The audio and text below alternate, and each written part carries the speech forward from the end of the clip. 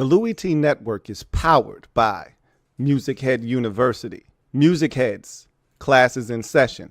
Turn me up. Enroll on YouTube now. Link is in the description. Who else could it be but me, your man, Louie T? Welcome to the Command Post Live. You know what it is. Post up, take command. I, of course, am your host, Louie T. Thank you for joining me. And you know what this is. It's a celebration, bitches. Grab a drink, grab a glass, because after that, we whooping ass. You know what time it is. We do this every year. Don't act brand new. Whatever your vice is, and look, you know there's only one rule here on the Louie T Network when we celebrate. It's only one rule. Show up, drink and be merry, and don't bring milk. Everything else is fair game. You want water, you want soda, you want juice. Hell, you could even have sparkling water. Shout out to my girl, the legendary Miss P. Doesn't matter. Just don't bring milk. That's it. It's the only rule. Before we get started tonight,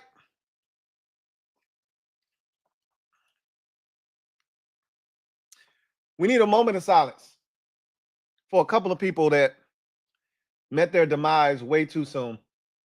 It just feels like this happens way too often, but I haven't had a podcast episode to be able to do this in a little while. So about a couple of weeks ago, we lost Ann Burrell, who was one of my favorite celebrity chefs.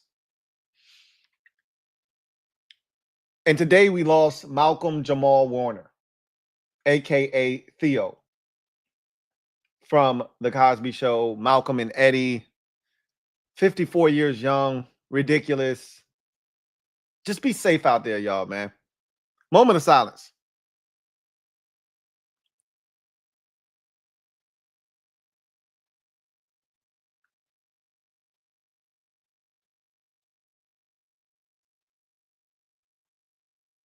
Cheers to health, wealth, and prosperity. I need y'all to just give me a moment, because there's going to be a lot of toasts tonight. I wanted to do this on the weekends because I know a lot of people work, and you wanted to join in on the fun, and that was the goal. Plans change, things come up, life be life, and y'all know how it goes. But I always like to do this the day before anyway, and today is the day before the vets show up, and so things get real tomorrow. Vets show up, the Terry McLaurin saga gets to a different chapter tomorrow. Will he show up? Won't he show up? I don't anticipate him showing up. Maybe he shows up and sits in, right, and has a hold in. Whatever the case may be. I want you to think back to this time last year and what this was like. What we were saying. What the expectations were. How we felt. We were just happy to exist as a fan base without the sight of Dan Snyder. A fresh start with Adam Peters. A fresh start with Dan Quinn. A fresh start with Jaden Daniels. We were just happy to be free. As a wise woman once said in my life, let them be free. We were just happy to be free.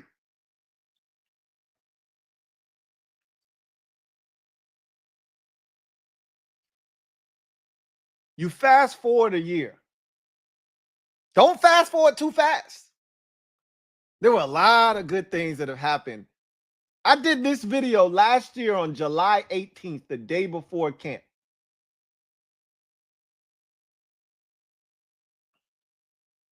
A lot has changed since then. Now, hasn't it? A lot has changed. People don't look at us the same no more. The name doesn't bring disdain like it once did before. There's a respect that comes when you say Washington, whatever you call the team. It's some respect behind that now, like it used to be once upon a time. We got MVP candidates. We got drafts coming to town in a couple of years. We got stadium movement. We got all kinds of buzz. We got 8 island games. We going to Madrid. Do you understand what this is? We coming off of a trip to the NFC chip for the first time since 1991. Some of y'all won't even born yet.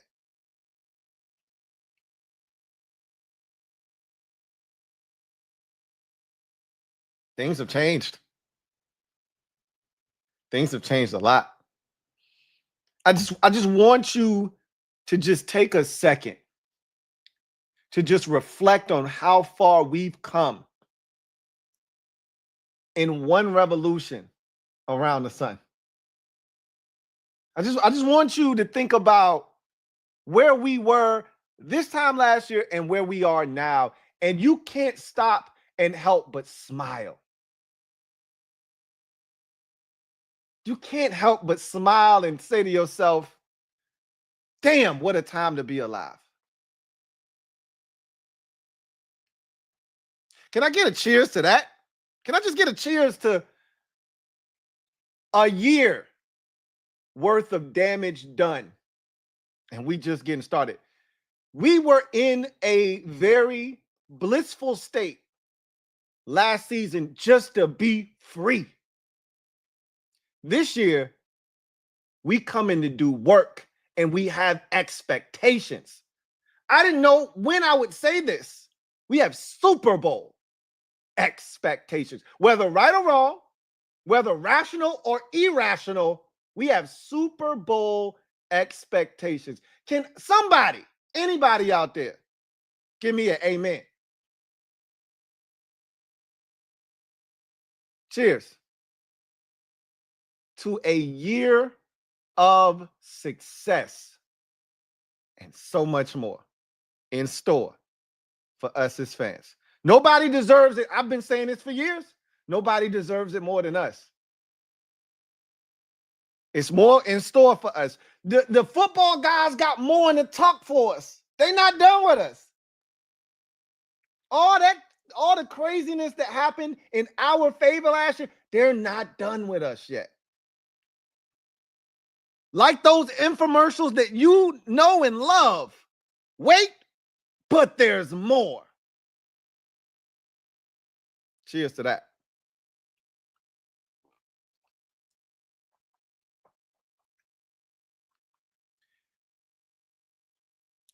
There's a lot of things that are out of our control as fans. We don't know how the Terry McLaurin situation is going to end up. We don't know because we don't know what's being asked on both sides, right? We don't know what the Commanders are proposing. We don't know how much Terry's looking for. And we don't know how much malleability is on both sides. Right now, it feels like a lot of bending going on. Does it feel like a lot of adjusting and, coming to the table to try to get something done? It feels like they're over here and they're sort of rigid. They're over there and they're like, you can't be serious. And until we get some meeting of the minds and we get closer, we might be stuck for a little while. I've said this all along. I don't expect Terry McLaurin to play on the final year of his contract. I expect him to get an extension. I've looked at the 49ers history. You can ignore it all you want. I've said this a million times this offseason. You can't ignore what the 49ers history was and is when it comes to signing their guys. Just it is what it is. And he was a part of a lot of those signings and negotiations that went well into the summer and into the fall in certain instances, or at least into September. That shouldn't fall on deaf ears, and that you're remiss if you don't take that into consideration. But to hell with all of that, here's to a Terry extension. Cheers.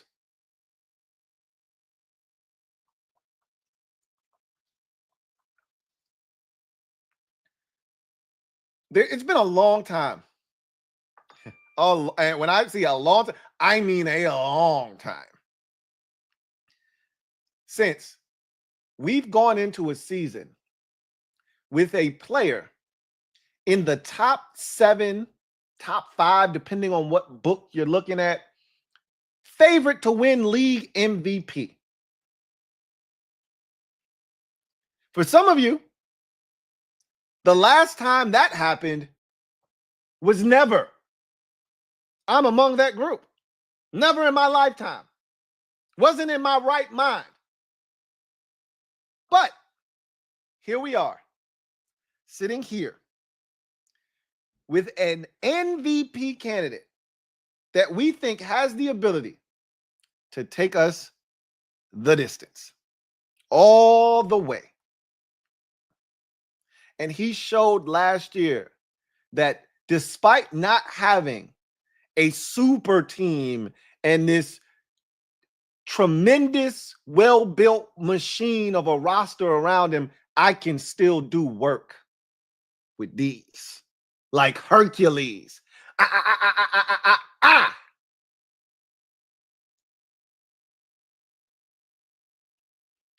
Cheers to 5.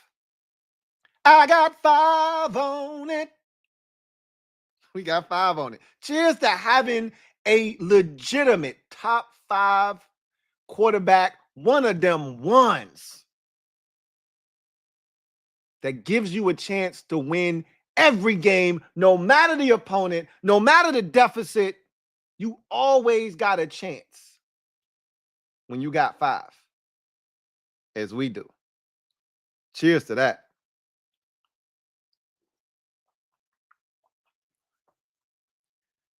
I know some of you may not be on the best terms with Adam Peters right now, but I need y'all to understand what he's doing. For some of y'all, it's funny because this is what you asked for. Ain't this what you wanted? Ain't that what you asked for? Didn't you say, I want a real adult handling the books, handling the money? Ain't nothing funny, don't nothing move but the money. You right there. Stop. Stop, thief. Ain't no more stealing the money around here, right? You know how many times people have stolen from us as an organization? Stop, thief.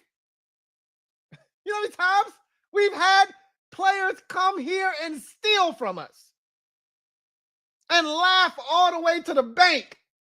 And we finally got a GM, one that we begged for, to stop the bleeding. Hey, no more stealing of money. No more hemorrhaging of money around these parts. We don't pay for what you've already done. We pay you for what you're going to do. That is how good businesses run. And if I don't think you're worth a single penny more, I draw the line in the sand. Because if you don't stand for something, you'll fall for anything. We begged for a general manager like this. We prayed for times like this. We finally get one, and some of y'all are bent out of shape because your favorite player, and I'm not mad at you for loving Terry McLaurin. I love Terry McLaurin. I want him here, and he's gonna be here. But everything has to be done in the right manner. Gone are the days of this organization being taken advantage of because the owner, quote unquote, wants a win.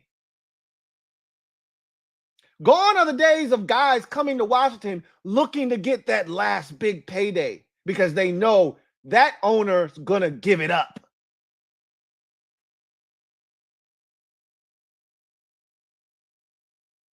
We have a real NFL adult handling the books now.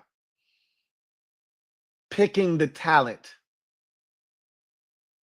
Understanding the market and how it works.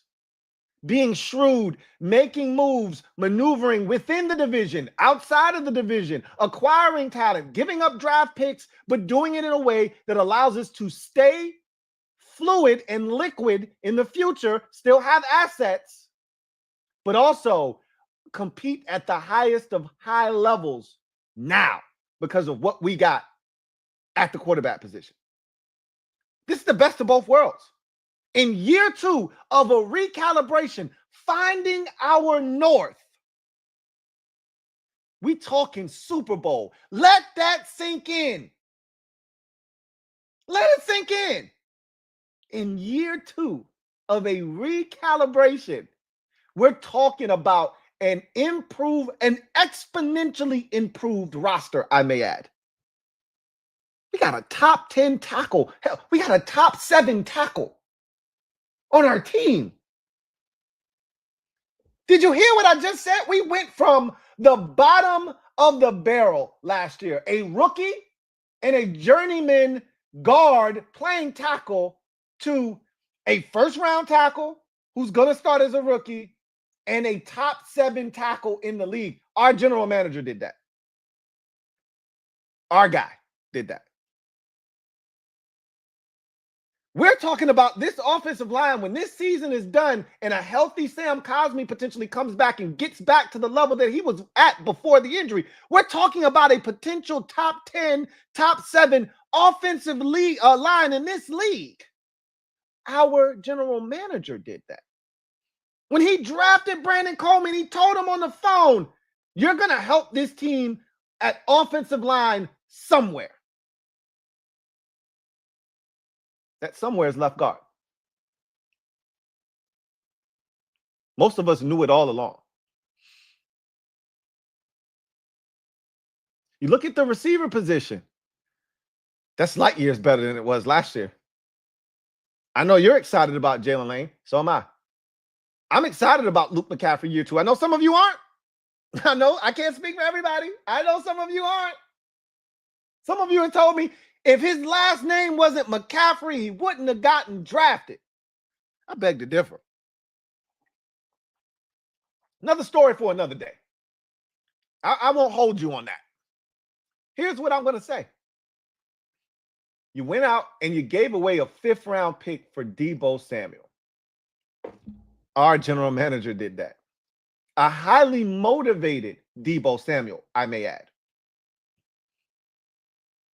You got a legit 3rd option at receiver in Noah Brown.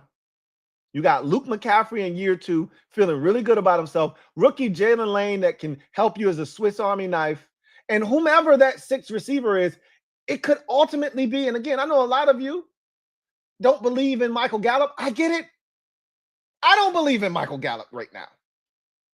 But I understand what Michael Gallup once was. And he had a full year off. And the last time we brought in a veteran player that essentially had a year off, that really didn't play football the year before. The last time we did that at a skill position, his name was Zach Ertz, and he came back and had a revitalization. I'm not saying that's what he's going to do, he being Michael Gallup. I'm not saying that. Someone is at the front door. But what I am saying is there's a chance. So you're telling me there's a chance. That's all I'm saying.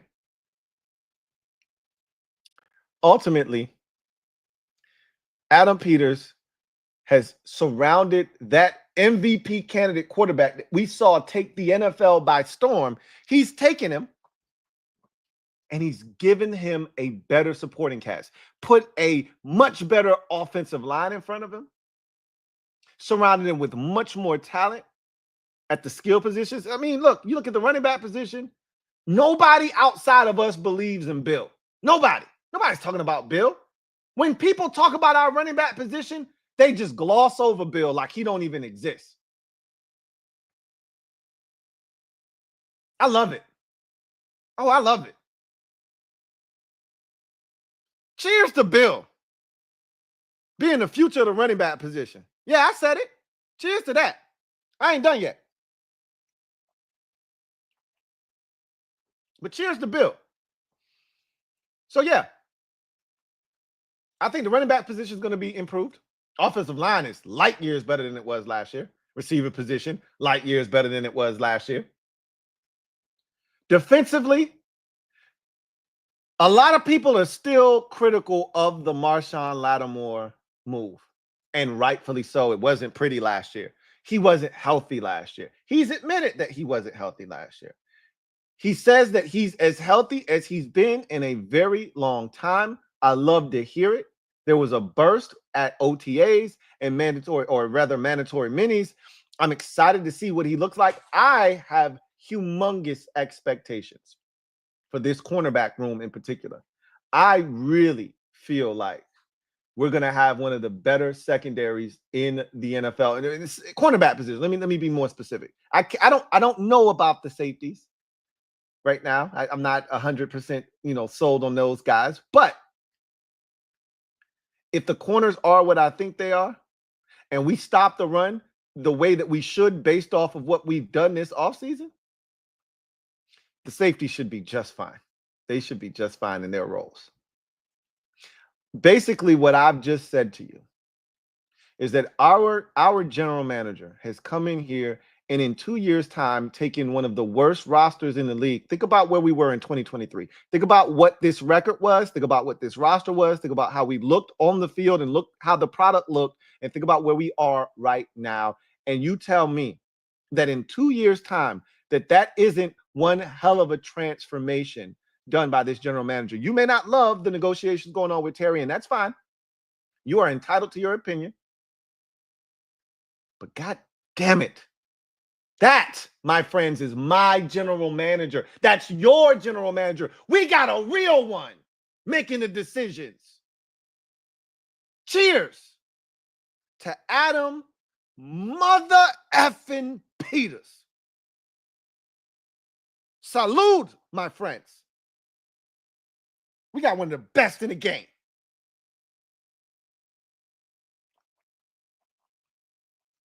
That was a special sip.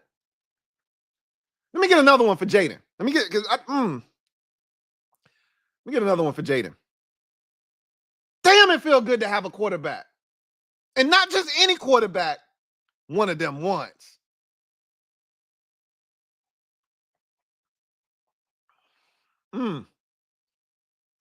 Damn it, man. We are blessed.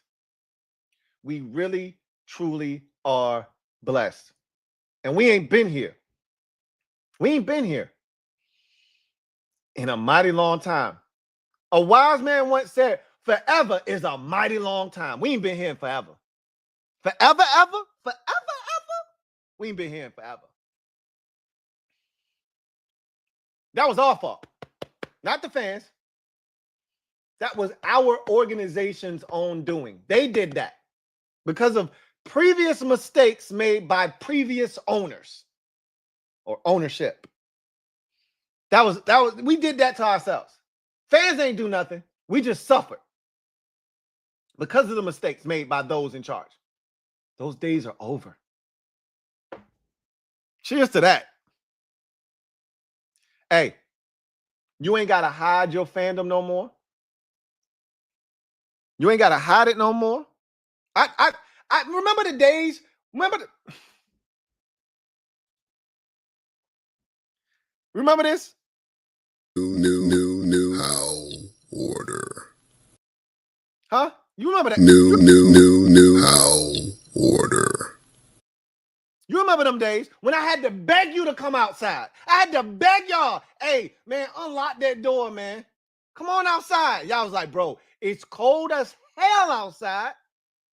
Ain't nothing out there. I'm going to stay inside where it's safe and it's warm.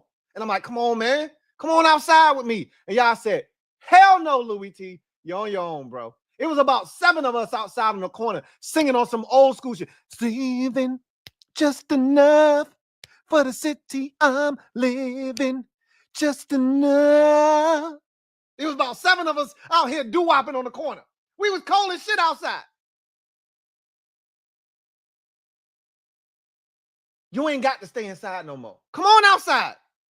I'm looking around. It's a lot of us outside now. It's fun to be outside. You know why?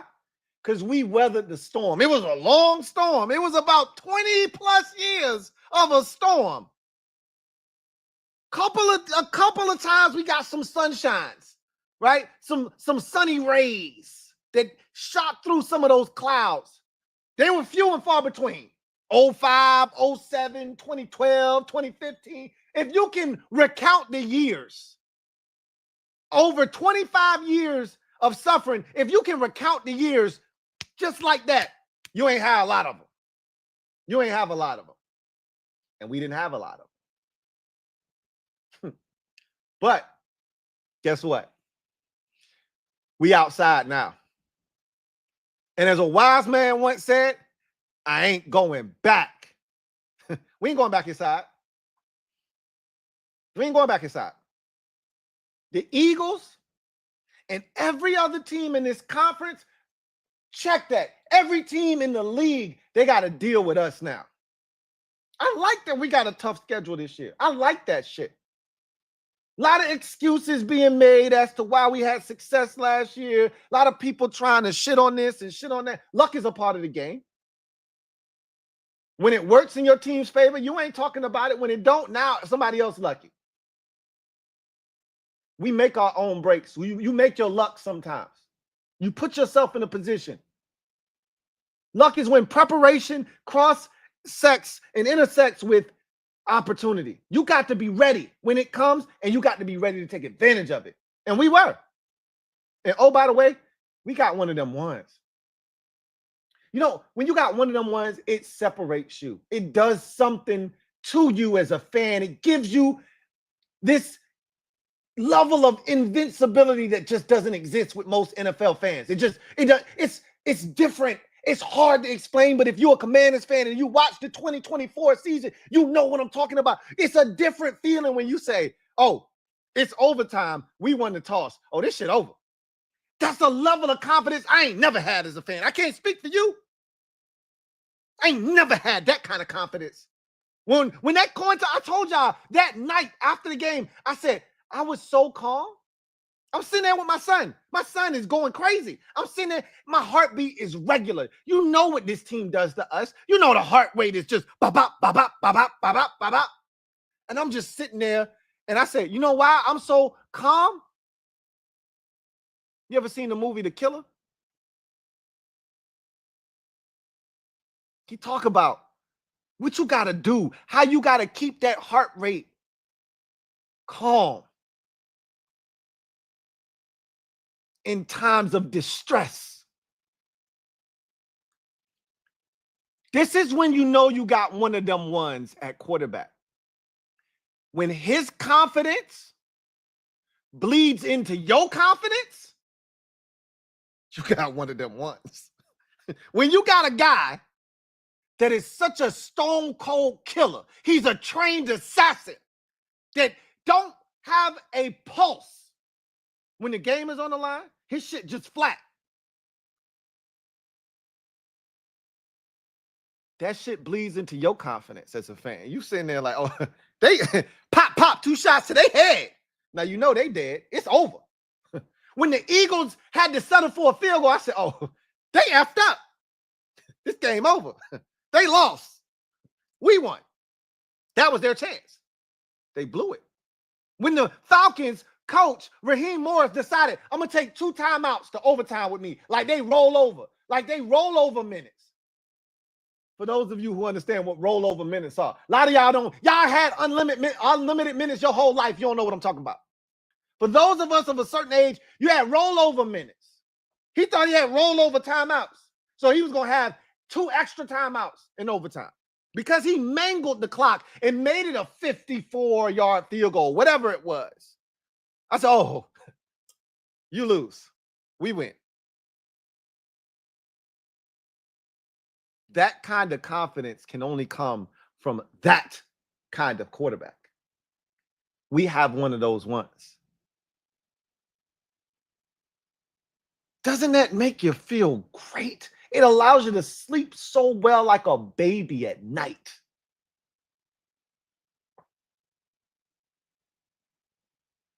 It allows you to go outside with pride and just say, hey, man, I'm a Commanders fan.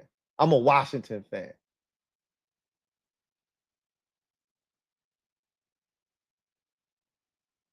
It's different now. That toothpaste is out of the damn tube. They got to deal with us now. This is the thing. This is why Eagles fans are mad, because they ain't had to ever deal with us. It was just the Cowboys. Life was good because they knew Dak Prescott ain't shit, ain't never gonna be shit, and so we good. If that's the guy you're banking on having success with, hey, we good over here, man. Let them win the division. They just gonna get spanked in the playoffs. It don't matter. This is different. Now they got to deal with us. Yeah, they're going to talk that 55 shit. And I get it. And I would talk that shit too if I was them. Why not? They're going to talk that shit. But this is the thing.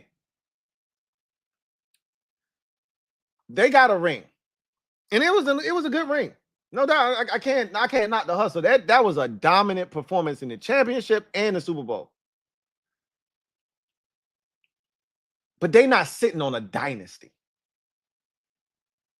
Here's why they're not sitting on a dynasty.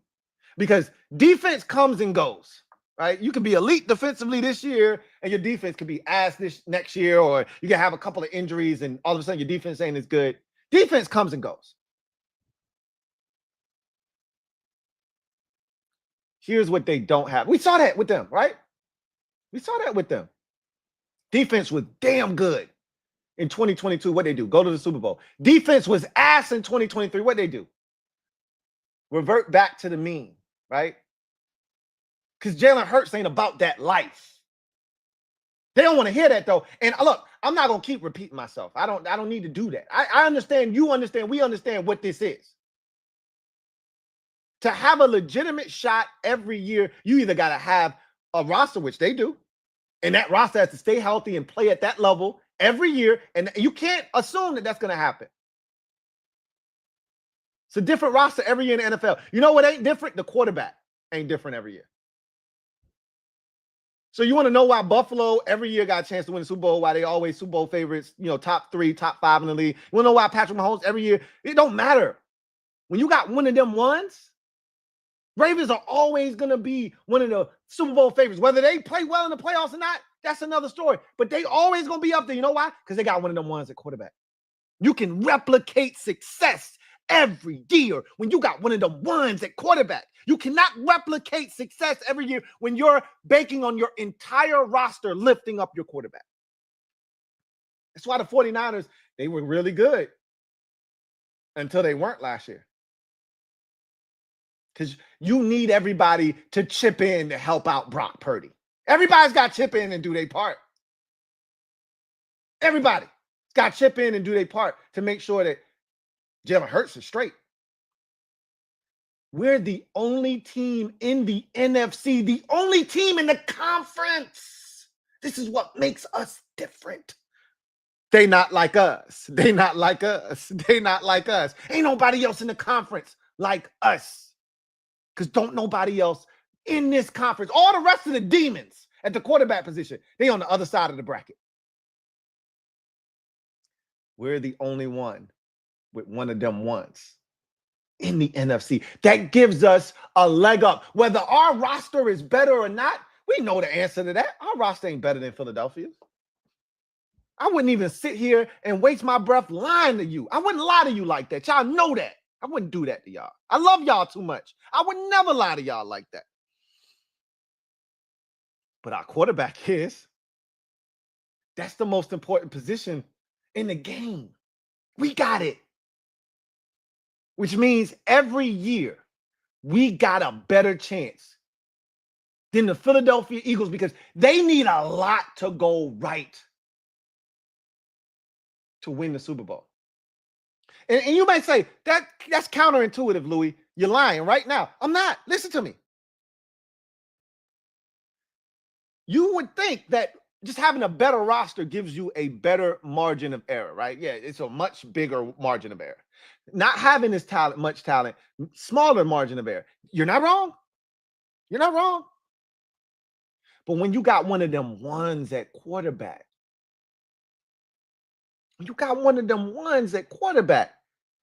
it changes everything. Everything ain't the same for everybody else that it is for us. It's different when you got one of them ones.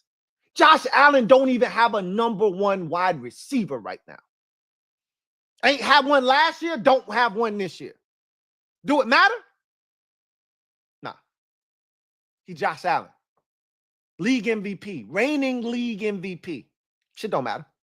Hey, look, his defense forced a gajillion turnovers. That helps. That helps. Those boys went to Detroit in week 17 last year and put up 80 million points, just like we did. Why? Because they got Josh Allen at quarterback. That's why.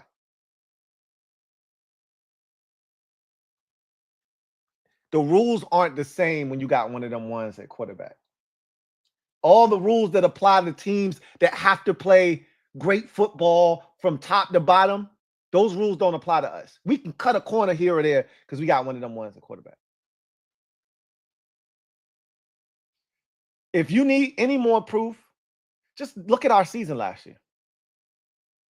Strip it down to the bare essentials and then just ask yourself, if our quarterback was any of the other 27 quarterbacks not named Jaden Daniels, Josh Allen, Lamar Jackson, Patrick Mahomes, or Joe Burrow, would we have won 12 games in the regular season and an additional 2 and made it to the NFC Championship game? Ask yourself that. Could you have done what we done with Matthew Stafford last year? No. Could you have done what you done last year with Baker Mayfield? No. Could you have done what you did last year with Jalen Hurts? No. Could you have done what you did last year with Jordan Love? No. These are the best quarterbacks in the conference, not named Jaden Daniels. Could you have done what you did last year with Jared Goff at quarterback? No. These are the best that the NFC has to offer. But we did it with Jaden Daniels, though. And off the strength of that, and that alone, that gives you the confidence to come outside with unbridled confidence. For you to come outside and to let everybody know what you about as a fan. And I'm here to tell you that it's been an awfully long time since we've been able to do that. An awfully long time. And for that reason, let me pull up a little bit. Put a little something extra in my cup for this one. For that reason, cheers.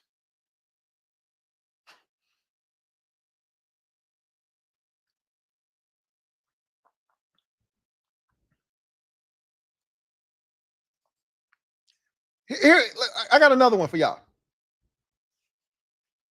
I know y'all done heard Jaden's going to have a year 2 slump, right? I know y'all done heard that. We done all heard that one 1,000,000 times. I just told y'all that shit's different when you got one of them ones. The rules that apply to certain guys don't apply to you when you got one of them ones. Case in point.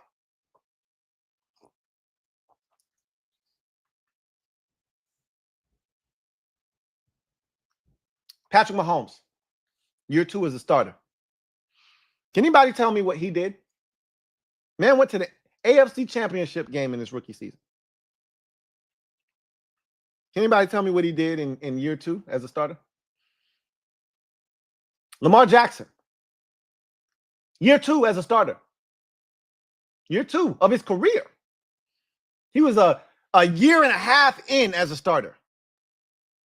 Started the second half of his rookie season, started his whole second season in the league. Can anybody tell me what he did in his second season? Joe Burrow played half of his rookie season. We injured him. Shout out to Joe Burrow. Cut his rookie season short, came back in his second season, and what did he do?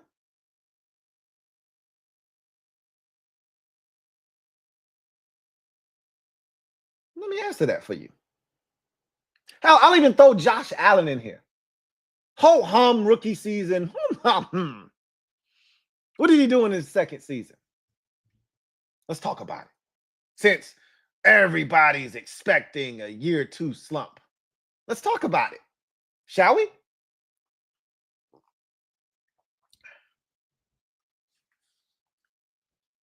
Year 2, Patrick Mahomes as a starter.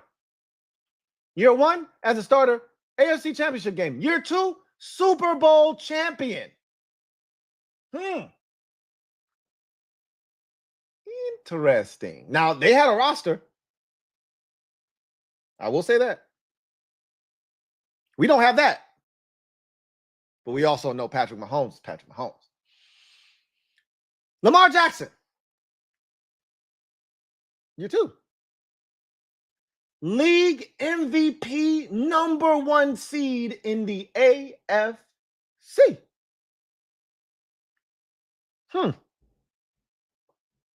Joseph R. Burrow. Trip to the Super Bowl in year 2?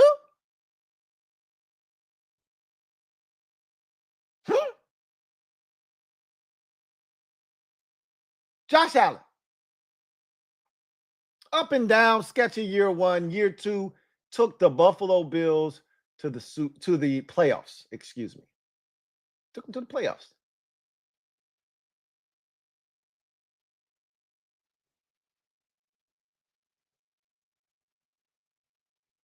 So I ask you, if you got one of them ones, and I always tell y'all this about pass rushers, and it's just kind of the same premise. I said, if you got one of them ones as a pass rusher, year 2 is when you take that monumental leap. If you really got one of them ones. Like CJ Stroud is nice, and there was a lot that happened around CJ Stroud, and I don't blame him for some of his circumstances. And CJ Stroud still won the division, won a playoff game, and went on the road and was highly competitive at Arrowhead.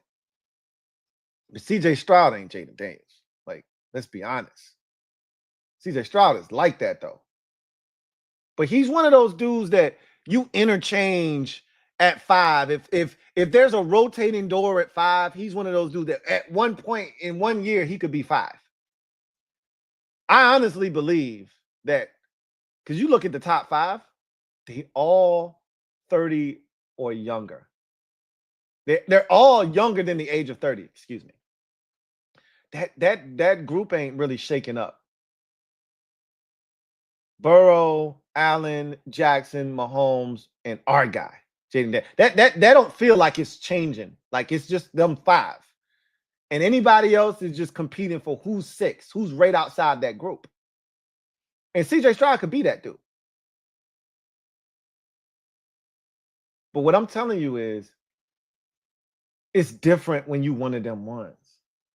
When you an edge rusher and you like that, year 1, you might get 5.5 sacks. You might get, 6 sacks. You might get 4 sacks. But that year 2, that shit hit different. I'm gonna do it. I wasn't planning on doing it, but shit. I'm gonna do it. So we're just gonna pick 3 pass rushers. The 3 best in the game right now. Myles Garrett. Year 1 for Myles Garrett, 7 sacks. That's a good rookie season, by the way. Year 2, 13.5. That's when you announce, I'm like that. All right? I'm like that. And just so you know, man ain't had a less than double-digit sack season since his rookie year. He's like that. All right? TJ Watt. Let's go to TJ Watt. First season, 7 sacks. Do we see a trend here? Second season, 13 sacks. The season after that, 14.5 sacks. Do you see a trend here? Second season from 7 to 13, because I'm like that.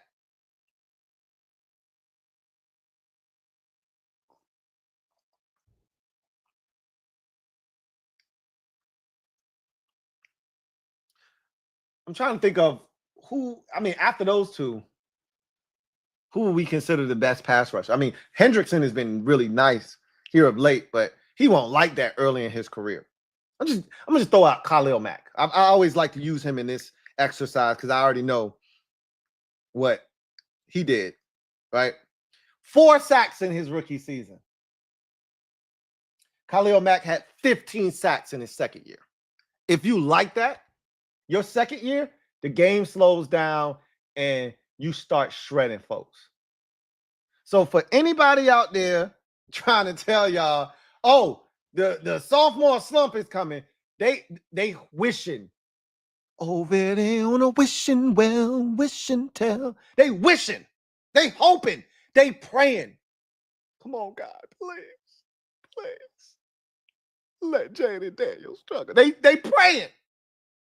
Pray and pray on our guy's downfall. The problem is, ain't nothing they can do. Them football guys you praying to, they on our side. Ain't nothing you can do.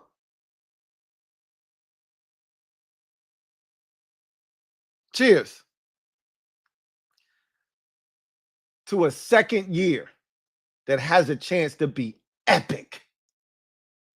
MVP worthy, Super Bowl champion worthy, Super Bowl champion and MVP worthy. That's what we're talking about around these parts. Whether that comes to fruition or not is irrelevant to this discussion. The fact that we are having this conversation, it's what's important right now. You ain't never, ever in the last 35 years had that conversation. And that is facts. Cheers.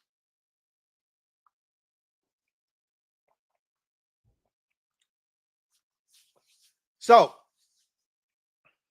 when we look at this upcoming season, the first thing I want to do is I want to toast to health.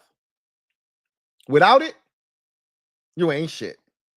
Ask the Detroit Lions. Went 15-2 last year, got to the playoffs, ain't have enough healthy bodies on defense, and got they ass whooped at the crib. Here's the health as we head into training camp and through this long, arduous season that is ahead. Health is the most important component. Cheers to that.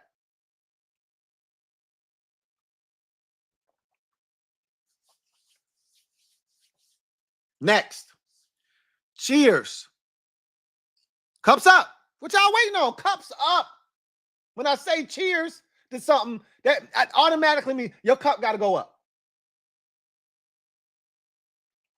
We got a lot of second-year dudes. Last year's draft, again, I talked about AP already and his impact here. We're going to get to DQ in a second. Talked about AP's impact and what he means to this thing that we're building, this bully that we're building here. This bully that we building don't exist without Adam Peters.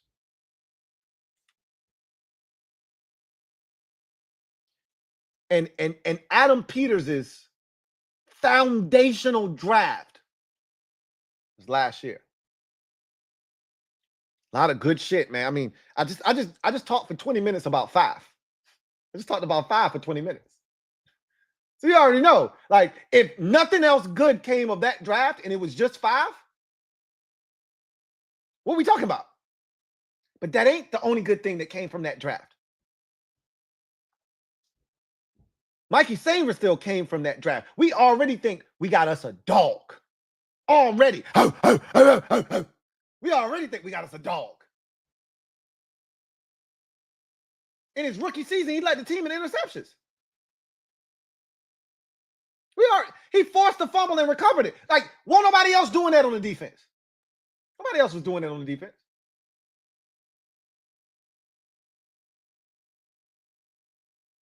He's a part of that draft. Brandon Coleman is a starter, a bona fide starter on the offensive line. Now, we're going to find out just how good he is as a guard. But I always told y'all, his best position is guard. I had some fans that used to buck off against me because I said, after week 1 against Tampa, he's a guard. He's a guard. Okay. I think we got us another one. Another one on that offensive line to go along with Sam Cosmi. We got 2 guards that's going to put your dick in the dirt. He was in that draft last year. I'm telling y'all about Jordan McGee, man. I don't know how much more I can say without him playing, but I'm telling y'all, Jordan McGee is like that. Remember, I predicted that we were going to draft this man. I predicted the 6th round. They drafted him in the 5th round, but the fact that I could nail a day 3 pick tells you something about where I'm at, where they at, and what we both think of Jordan McGee.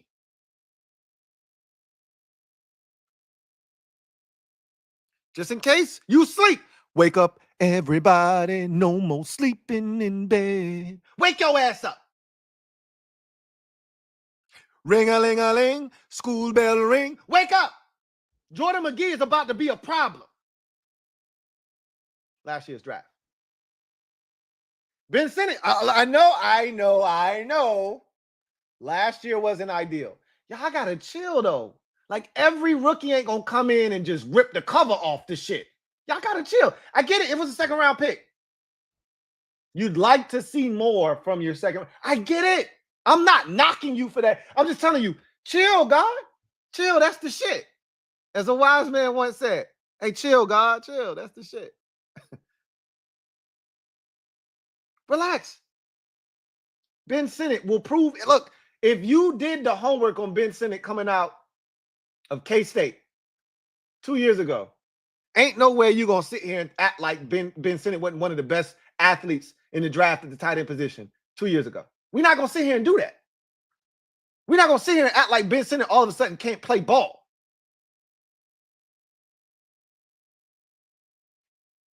Johnny Newton didn't have a full offseason last year. I'm looking forward to seeing Johnny Newton. Healthy Johnny Newton. Full offseason Johnny Newton.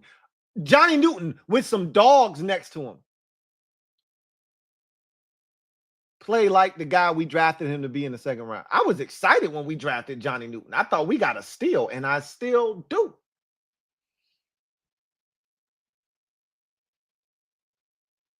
And then Luke McCaffrey. Yeah, Luke.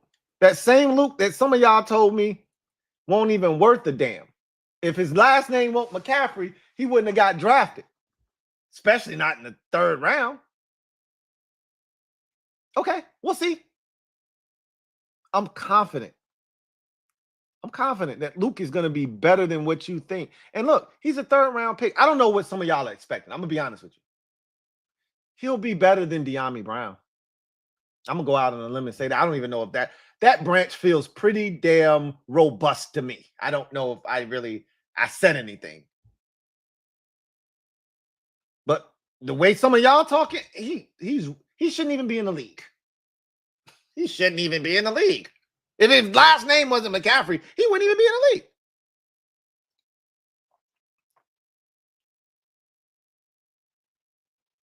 Cheers to those 2nd-year players ready to take that monumental 2nd-year leap, including our star quarterback, Jaden Daniels. Cheers. That's a foundational draft from last year. That's different. Ain't nothing like your first. You know what I'm talking about.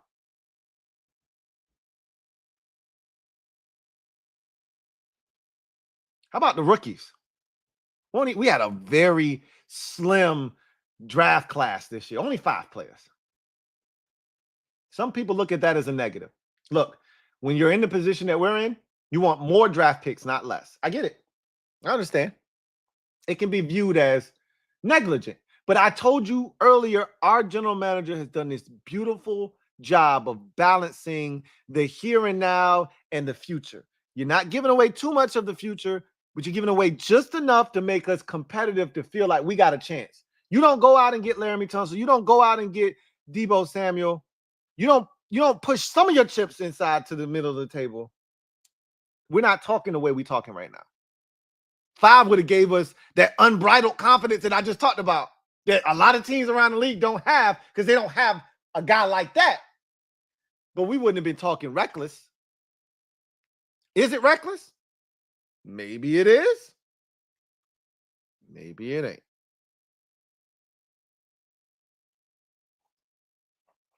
All I can tell you is, when it's all said and done, this rookie class, 5 picks it is, has a chance to be another building block in this bully that Adam Peters is building. He building a dandy over here, bro. Like, you know, it was funny. It was funny because I literally had this conversation with the Kings. Shout out to the Commanders Kings, man. Love them boys, man. And shout out to everybody for supporting the Commanders Kings. Cheers. Let me give a quick shout out to the Kings. If you man. come at these Kings, you best not miss. Cheers to my boys. We were having this conversation on the show the other day about, is Adam Peters building a bully? And I went through the comment. I told you I'm a lurker, man. I'm a champion lurker, man. I lurk and I lurk and I lurk till I can't lurk no more. And I saw some comments about, Louie T, how are you going to have building a bully? And you just talked about having the oldest roster in football. And I'm like, yeah.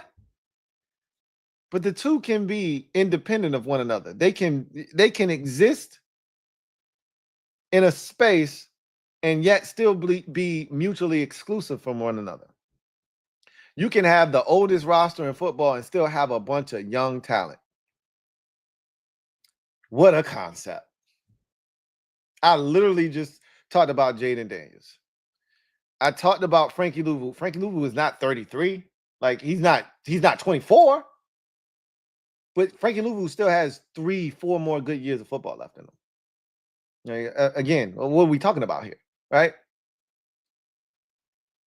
Like, none of the guys when we look at the players that we talk about as, top 10 players at their positions, we ain't talking about guys that might have 1 or 2 years left in them. Laramie Tunsil has 4 or 5, maybe 6, 7 really good years left in him. There's an extension for this man at 30 years old on deck because we think there's a bright future for Laramie Tunsil still in his career. Frankie Louie has, I think, another contract beyond the one he signed with Washington that is up after next year. There could be another 2-year extension for Frankie Louie next year. Could be. Maybe there isn't. Maybe there is. Maybe there isn't. We know what Jaden Daniels is. Seen all of the list of best players under the age of 25. Jaden Daniels is at the top of that list. We've seen the list a million times. Terry McLaurin, I still feel like has really good football left in him. 3 to 5 more years worth of good football left in him. He's not your average 30-year-old. And that's the case he's making. AP ain't trying to hit his shit. I get it. I get both sides. I get it. I understand it. But I know Terry isn't your typical 30-year-old wide receiver. I was just having a conversation with one of my boys earlier today about the NBA, how different the NBA is, how different the association is. Because these boys come in the league at 7. They come into the league at 18 years old. Ben Simmons been in the league a long time. Like, what? I said, what draft was Ben Simmons? 2015? The NBA will chew you up and spit you out at a young age. You come in here, you ain't ready. Anybody heard from Anthony Bennett? Number 1 pick? Yes? No? Maybe so? Yeah? No? Yeah. NFL is different. You ain't coming in the league at 18. The earliest you're going to get here is 20. But most dudes is 21 when they show up. Because you got to be 3 years removed from high school.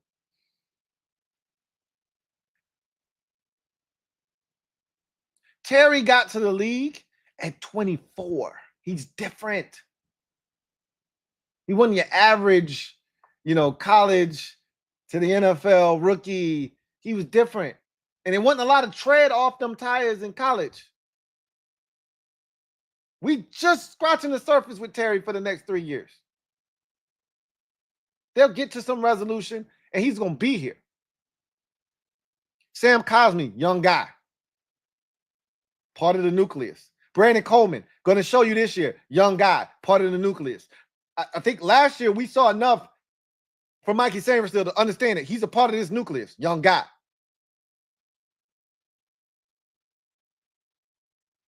We think Trey Amos has a chance to be a part of this nucleus. We'll see, right? We'll see if he's like that. I'm confident, man. He's different. He's different. I really feel like he's like that. The league, I'm hoping that the whole back injury thing, not a thing. And the league messed up, passed on him, and we reap the benefits. Because he's like that. I really believe that. I'm confident. You may not love Quan Martin. Quan Martin has talent, man. I ain't bailing on Quan Martin, just so you know. I was one of the people that was excited that we got him. I think I even predicted we would draft Quan Martin. And Quan Martin can play ball. Young talent. Ain't too many dudes that we got in the last regime that actually we think can move forward with us. It's Cosme and it's Quan Martin. It ain't too many dudes that were drafted here. I ain't talking Jeremy Reeves. I ain't talking Tress Wade. I'm talking about dudes drafted here. Deron Payne feels like he's on his last legs here. We'll see. This year going to tell us all we need to know.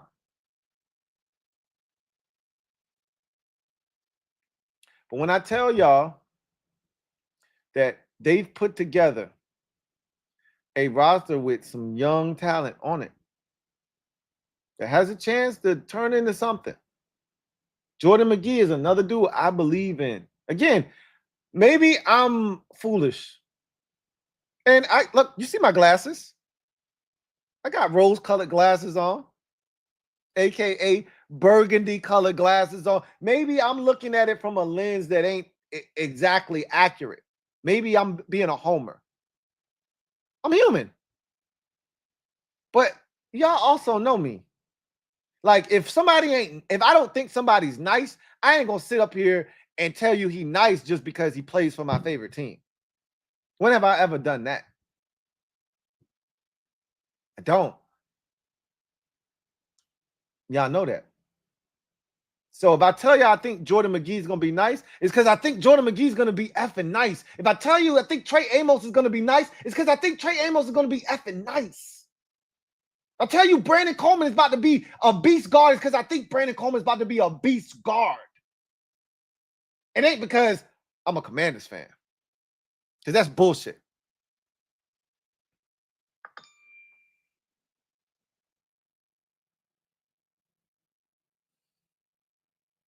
So no, when I tell you there's young talent on this roster, we'll see what it manifests into. When I tell you there's young talent on this roster. And it's a process. This is the thing. Because we skipped so many steps. And I always talk about, hey, y'all can't skip. I spent all last offseason telling y'all we can't skip steps. I feel like a fool. I feel like a fool.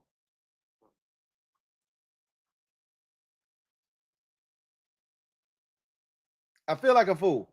Because I told y'all all last offseason, we can't skip steps. We ain't the Houston Texans.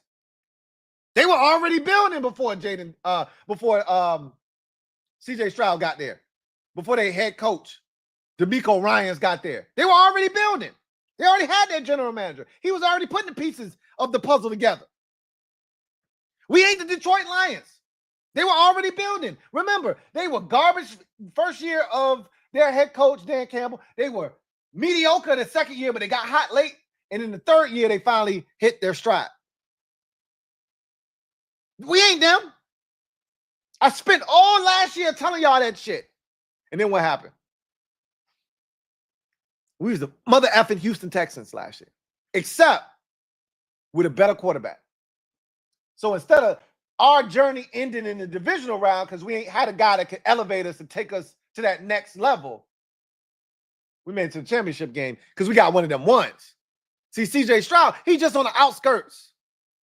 He's the sixth. He's at any given time, he's the sixth, seventh, eighth best quarterback. At any given time. We got a top fiver. We got one of them ones. It's different.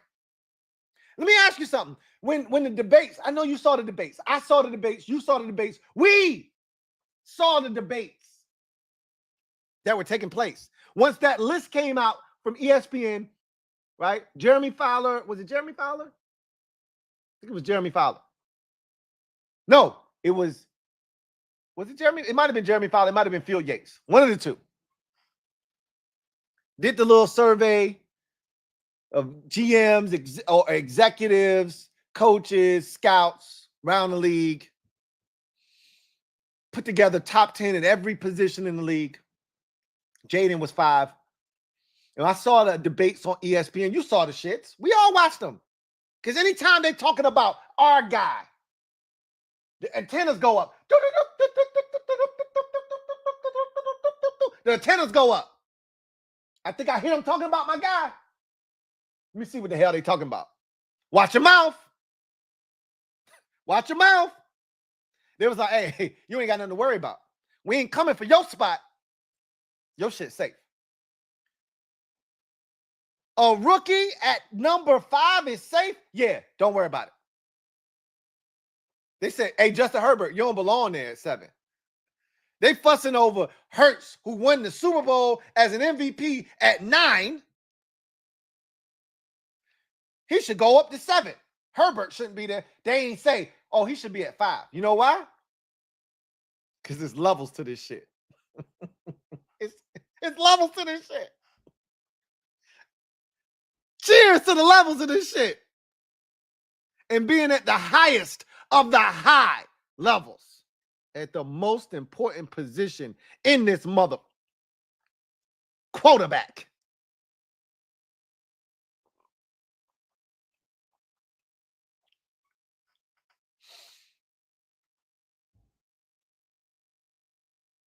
When you think about this talent on this roster, I'm excited about the rookie class because I think they can add to the young talent that exists here. We in year 2. We got to the party early. We shouldn't be having the conversations we having after 1 year. Again, blame it on JD5. Blame it on JD5.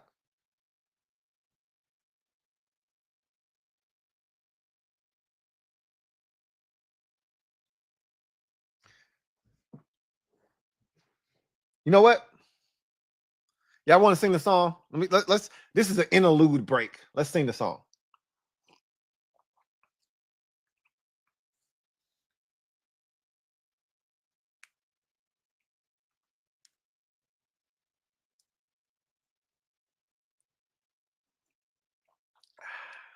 One more sip.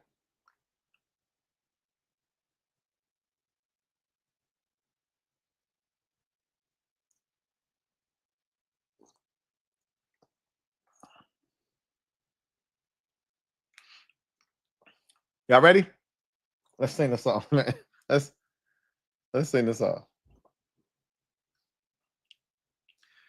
I got 5 on it.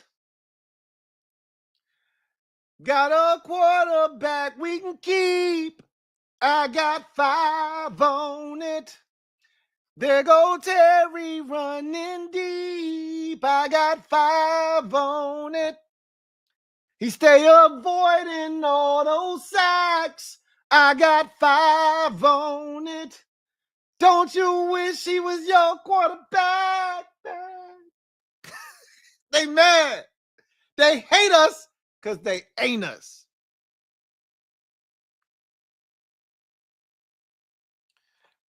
I was about to say some crazy shit just now.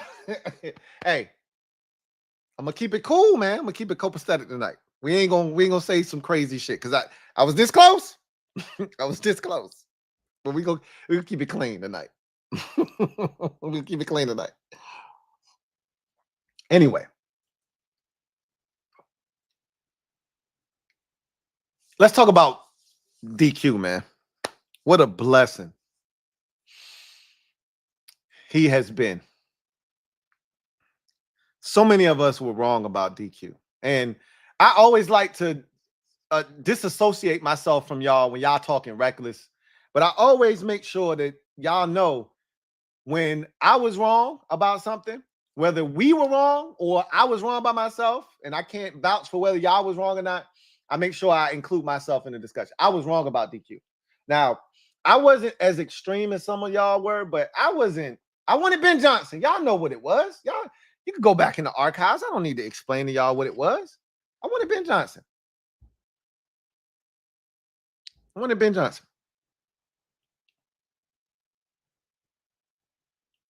And we didn't get him. And he didn't want us. And so this is some life shit. This is some real life shit. Because I always tell y'all, sports is a microcosm of life. If you out there and you don't got nobody right now, you on a prowl, or you trying to figure it out. Maybe you divorced, whatever the case may be. I'll give you a bit of advice. Don't want somebody who don't want you. That's the worst thing you can do. Chasing after somebody who don't want your ass. Now, sometimes the best part is the chase. And you got to put in a little extra work, Maybe she turned you down the first time. You hollered at her. Maybe she gave you her number. You called her. She ain't pick up. Maybe you got to be a little aggressive because you got to turn that swag on. She ain't met you like that yet, right? I ain't telling you not to do those things. But when it becomes abundantly clear that you clearly want this more than she does, or vice versa, you want this more so than he does. For you ladies out there, when that becomes abundantly clear, you're in the wrong situation, or you trying to get yourself in the wrong situation, right? As fans of this team last year, we wanted somebody that didn't want us. And that's a tough, bitter pill to swallow. Shout out to Alanis Morissette. Oh, we're very wise women. That's a jagged little pill. But life is a funny thing. Isn't it ironic? Don't you think? It's like rain on your wedding day. It's that free ride when you're already late. That's what DQ was for us. He was ironic. Don't you think? We wanted Ben Johnson. We knew what we wanted. We wanted a offensive-minded head coach and offensive-minded head coach to marry with our young quarterback. We knew what we wanted. We didn't want a defensive guy. We just had Ron Rivera. He stinks. No, he stinks. We didn't want him. We knew what we wanted. And it wasn't Dan Quinn.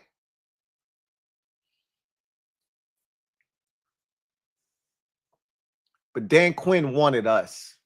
He identified Washington as a place he wanted to be. He identified Adam Peters as a guy he wanted to work with. Want somebody that wants you. Because they're going to treat you the way you need to be treated. That person you chasing after that don't really want you, but you want them, they're going to treat you like shit because they know they got your ass.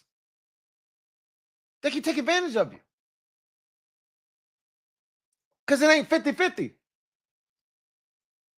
A wise man once said, I ain't talking about 70-30, not 60-40. Talking about a 50-50 love. That's what we got with Dan Quinn. We got a 50-50 love. He love us like we love him. He get it. He understand. He was in the DMV. Man wore a shirt with the old logo on it just to let us know, hey, I'm about that life and I know what y'all on and I'm with y'all. He got slapped on the wrist. You think he didn't when he did? He did. But he did it for a reason. Everything happens for a reason. I'm a very big proponent of everything happens for a reason, even if you can't see it. Everything happens. You think all that struggling we went through as a fan base was for nothing? No. You know what it was for? It was because we needed to appreciate this shit that we getting right now. We needed to appreciate it more. You can't appreciate something when from birth, this is what it is. And the shit is great all the time. When you born with a silver spoon in your mouth, you don't appreciate money. You always had it your entire life. You don't know what it's like to not have it. A wise man once told me, you need dark days to understand and appreciate the sunlight. Let me say that again for some of y'all in the back that ain't hearing me clearly. You need dark days to appreciate the sunlight.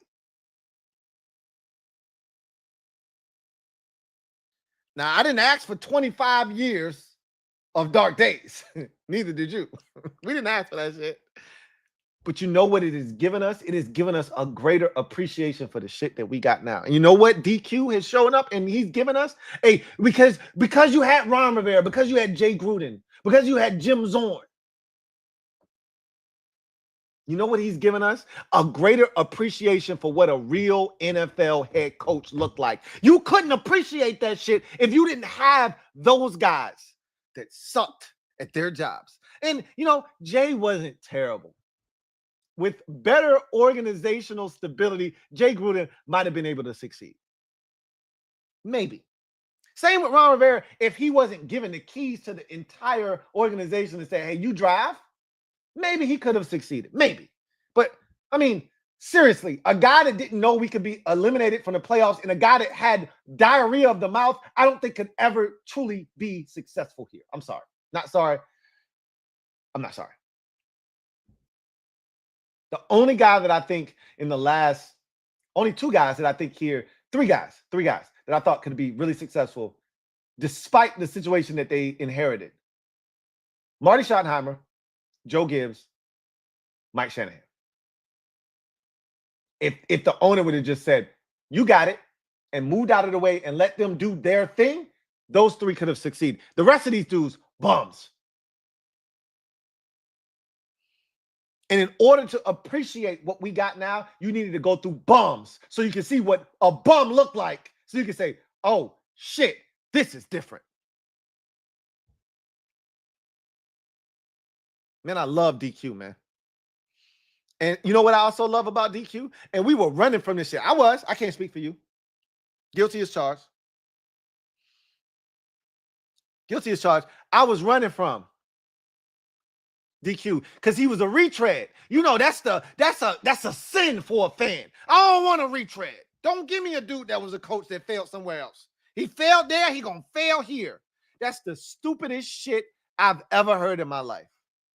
Because you know the best coaches in the league and the most successful coaches, you know when they have their success? The second time around. Second time around. Doom, doom, doom, doom. Not like the first time, it's the second time around. Andy Reid. Wasn't his first job. Second time around. Bill Belichick. Wasn't his first time. Second time around. You want to look at the best coaches? It's that second time around. The best coaches of the last 2 decades. Second time around. Took that first lap, spun the block, was like, yo, this is dope, but this ain't for me. Spun the block again, got that second chance. Yeah, this feel like home.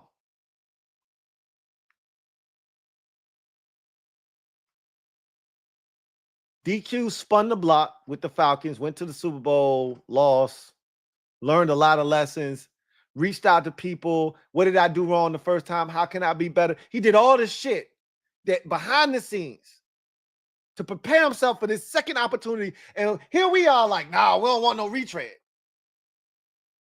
All along, he was exactly what we needed. AP gave us just what we needed. He gave us just what we needed. He gave us just what we needed. First-time GM, you don't need to marry a first-time GM with a first-time head coach. That's the blind leading the blind. First-time GM with an experienced veteran head coach. That's like this marriage right here in my cup. Woo! Chef's kiss. DQ is exactly what we needed as a fan base, as an organization. Detail-oriented, knows exactly what he wants, been through the fire, knows what he made, where he made mistakes the first time, vows not to repeat those mistakes. Player-oriented, cares about the person and the individual more than the player itself, which makes dudes want to play so hard for you, run through a wall for you. He's as transparent as it gets without giving away insider tips to the opposition, right? He'll tell you everything you need to know up until that line where, hey, he crossed it. Like Ron had diarrhea. Ron would give away the game plan for the weekend upcoming. Yeah, he'd give that shit away. All you had to do is ask the right question, and Ron will just keep talking. You're like, bro, shut up. He didn't know how to do that. DQ, if you ask DQ a question that he don't want to answer, he don't even answer your shit. He gives you a detailed answer of some other shit that you didn't ask, but you feel so good about the answer he gave, you walk away feeling happy. Love that guy. But more than anything else, I love his attention to detail.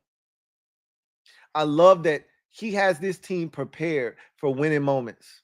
I love that when this team shows up, they're well coached, the opponent is well scouted, and they understand the task at hand. They understand the assignment every week. Hey, this is a 4-down game. We playing Cincinnati on the road. We're going to have to score. We going for it on 4th down. He know the assignment. Hey, we playing Tampa Bay. Already beat us once. One of the best offenses in the league. Hey, playoff game, I don't give a shit. We going for it on 4th down. It's a 4-down game. He understands the assignment on a weekly basis.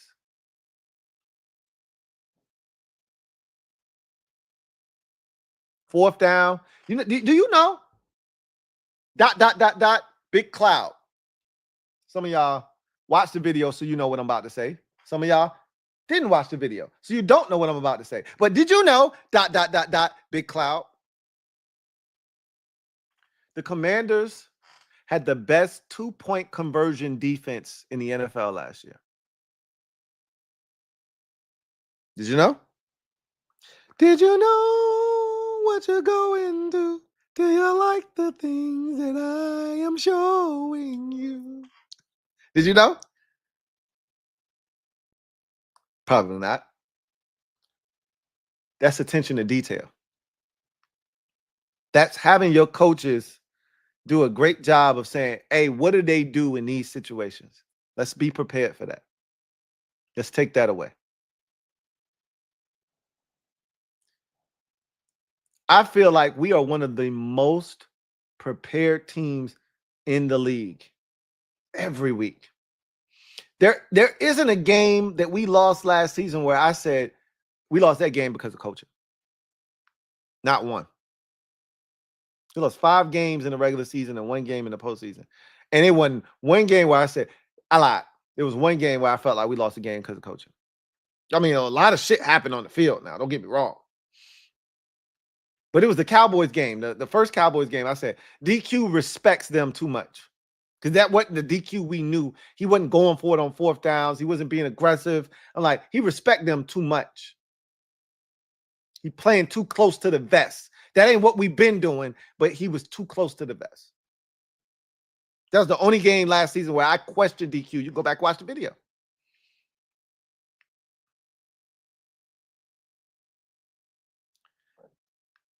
The other 4 losses last season,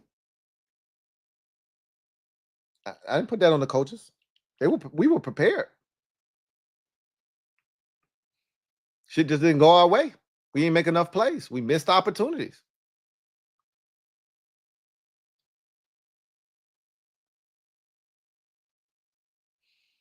You know how many games we said, man, we got outcoached.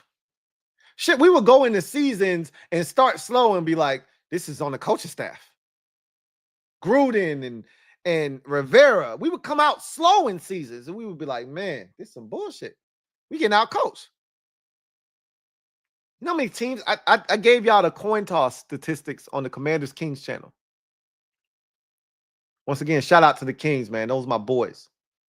I gave y'all the statistics. We were prepared. You know, a lot of y'all like, let's see what adjustments they make it happen. We came out and we put teams dick in the dirt in the 3rd quarter and put teams away. We would hit teams over the head with a shovel in the first half. And in past regimes, first of all, we were never leading at halftime under Rivera or Gruden. Never. We were always playing from behind. We didn't know what it was like to play with a lead. Last year, though, for the first time, because we were prepared, we hit teams over the head with a shovel in the first half. And if you didn't watch my video with Warren Sharp, first of all, shame on you. Shame on you if you didn't watch the video with Warren Sharp, because that is some high-level intellect NFL nerd conversation. And he's giving away the book for $1. What are we talking about? Go get the book. Go get the book. Go get the book. Go get the book. Go get the book. What are we talking about? It's $1. All you got to do is watch the video. Go get the book.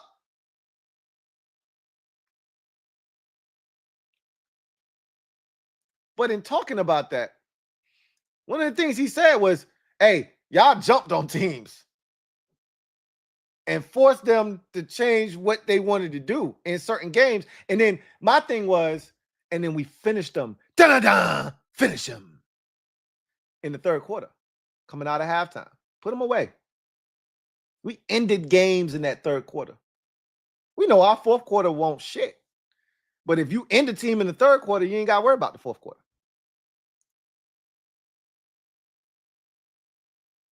DQ has the temperament of a guy that is ready to win 3 or 4 Super Bowls. I did a video last weekend. DQ resembles the next Andy Reid. I wasn't doing that for clicks. I literally think he looks like a guy that is ready for Act 2 to be this monumental thing where he changes the game, changes the whole perspective of what he is and who he is as a coach, and puts him in a different stratosphere. In that book I just talked about, Dan Quinn is, I think, the 16th best coach in the league. Like somewhere in there, 16, 15, 14, somewhere like that. 13. I think it was 13. Somewhere in there, 13, 14. That's cool. And I'll tell you, you know what? Maybe that's fair. Maybe that's fair. I don't love that ranking. I think my guy, and I believe in after what I saw last year, I believe in my guy. To take a rookie quarterback and to say, no. I'm gonna let my nuts hang. I'm gonna unzip my shit and just let that hit the floor.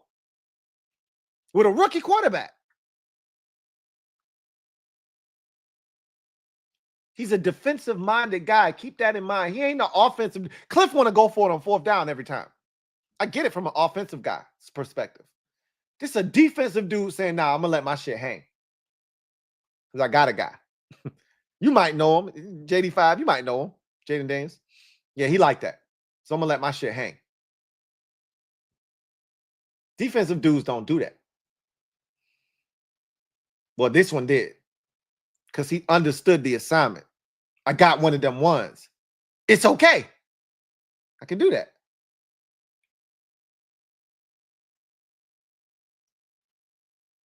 We got the perfect coach for the perfect organization at the perfect time. And if you don't see DQ for what he is, the right man for the job, I don't know what to tell you. I really don't know what to tell you. But here's what I can say. Cups up.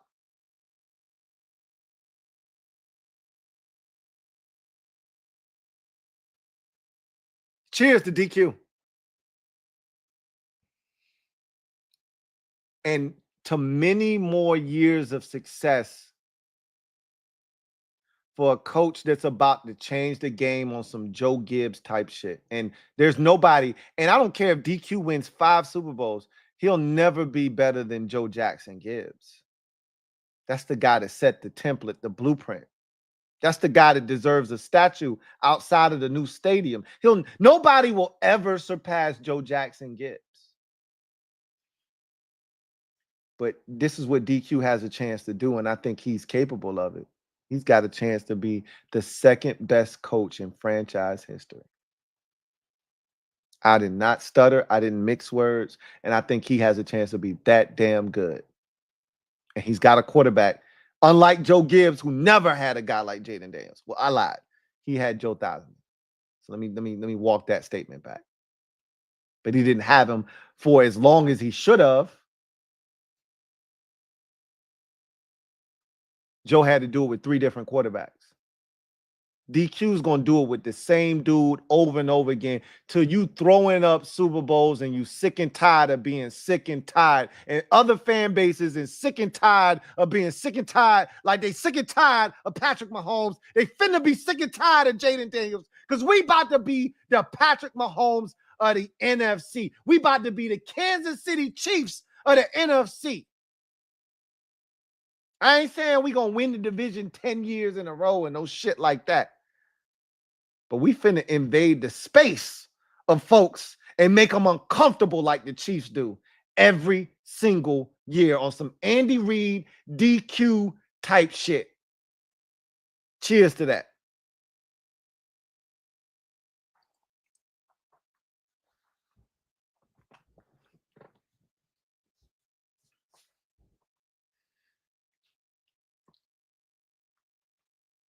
Let's talk about this season and what this season, what it looks like. And why this season has a chance to be a big season. Let's talk about it.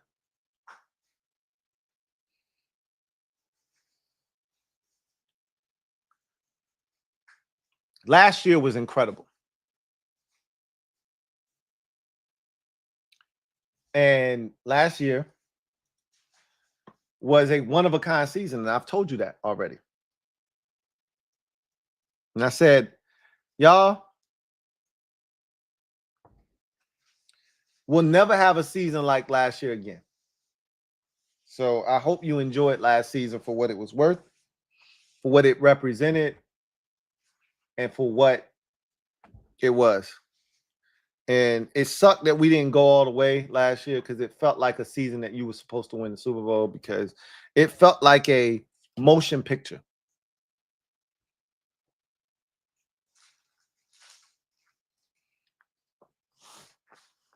And we didn't finish the job last year. And that's okay. I'm gonna be honest with you. This is the first time I said it out loud. Because LB used to piss me off with this. And you can't give satisfaction to people. And he would always say, y'all just happy to be here. Duh. You mean? Shout out to a great philosopher who had a song. You mean? Duh. You mean? Yeah, we was just excited to be there. Who had us going to the NFC Championship last year? Who had us going 12-5? I know it's gonna be some fans. I had us going 12-5. I had us going 13-4. I don't give a shit what you thought we was going. You ain't think we was going to the NFC Championship. I'm not trying to hear the shit. You didn't. You didn't. It's okay. None of us did.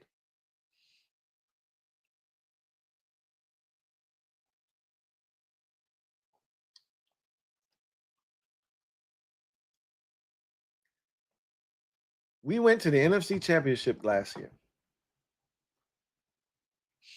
And it's changed everything. Last year was so spectacular. All the late close games, all the finishes, everything was the first playoff win since 2005.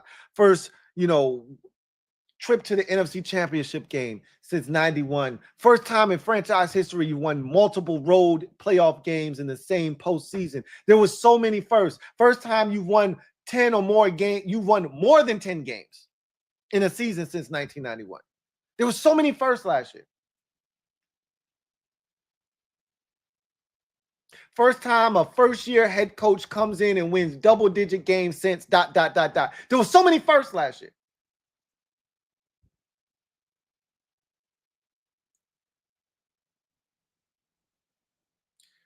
Last year was so much fun because you felt like you were playing with house money. And I know, shout out to my guy, Derek B. He hates that term, house money. He hates that. But that's what it felt like. It felt like that all the way up until we beat Tampa Bay. Once we beat Tampa Bay, I was out on the house money shit. Nah, this our shit. We got something to lose now because we here now and I want this shit.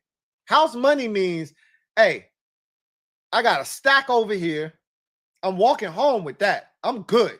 This shit right here that I'm about to push to the center of the table to bet on, if I win, great. If I lose, I ain't tripping. I'm good either way. I'm up and it's stuck. That's what last year was. Until you got to the Detroit Lions game in the divisional round and you was like, no. Now I want this shit. I can see the Super Bowl. I can taste the Super Bowl. It's right there. We just got to win 2 more games and we playing in the biggest game of the season. So all of a sudden, the house money shit, it didn't resonate. But for most fans, they was like, yo, season already a success for me. Shit. Hey, if they beat the Lions, cool. But we 8.5-point underdogs. If we lose and we get blown out, I really don't give a shit. It's a hell of a season. I'm straight. That was the attitude for a lot of fans. Not the players, though. Jeremy Reeves said it was the most confident he's ever seen a team that he's been on going into a game.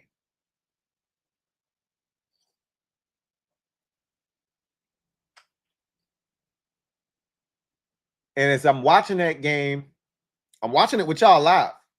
Got my son with me. That game played out like you wouldn't believe. Most entertaining first half one could imagine. You're up double digits, 2 scores at halftime. If I'm dreaming, just let me sleep. Don't wake me up till my dream is complete. I was dreaming. Just leave me alone. Turn out the lights. Unplug the phone. I'm good. I was dreaming in the first half. Dreaming of what it was like to go to an NFC Championship game, and I was like, I don't know if they're going to complete this dream, but don't wake me up right now. Don't wake me up. This is nice. They said, don't worry about it. You ain't dreaming, and you ain't got to wake up. Even if you were dreaming, we're going to finish the job. From the Washington walk-off, a.k.a. Noah's Ark, a.k.a. the Bear Trap, to preposterous 5 turnovers, and you still scored 36 and beat the Eagles. To win the toss, I got a demon, game over. Flip, flip, flip, game over. Flip, flip, doom, doom, doom, doom, doom, doom.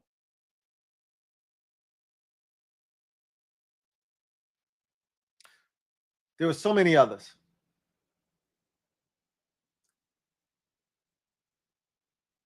To McLaurin, he caught it. Touchdown. That's when the star was born.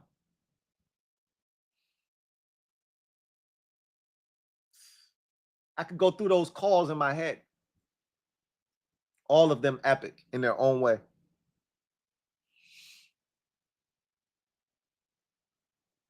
To see what we were able to do last year, you can't duplicate that. You can't replicate that. And you know what? I don't want to replicate that. The expectations have changed. The price of the 2025 brick ain't the price of the 2024 brick. Them shits is different. There's expectation now. I want it all in 2025. I want it all. And look, we may not get it. This roster doesn't suggest that we should get it in 2025. I'm going to be honest with you. Look, I told you, I'm not going to sugarcoat you. I'm not going to bullshit you. This roster suggests that you're better, but are you ready? Are you ready for championship battle? Are you ready? Are you ready? Dumba, dumba, dumba, dumba. Are we ready? I don't know.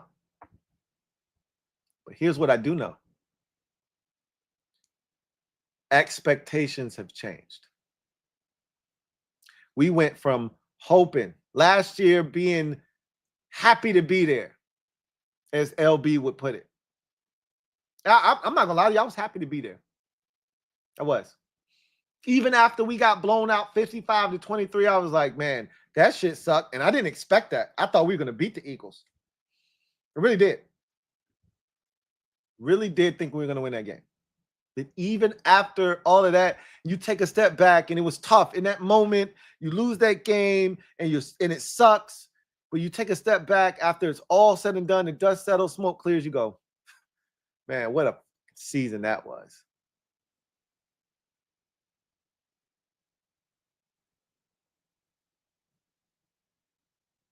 This year, you go in expecting that kind of, season. You go in expecting that kind of outcome. You know what's scary to me? And you know what's scary to me? Is that I'm still sporting a little PTSD. We talked about this already. You know what my PTSD is. For those who don't know, you got to go back in the archives to find out. But you know what my PTSD is. So I'm still sporting a little bit of it. I hope to lose it this year. I'm done with it. I don't want PTSD no more. I want it to be done. I want it to be out of my life. I want to be done with it. Because this organization, they don't deserve my PTSD. They're too good. They don't need it. They don't need my trauma as a fan. They don't need it. They don't deserve my trauma as a fan.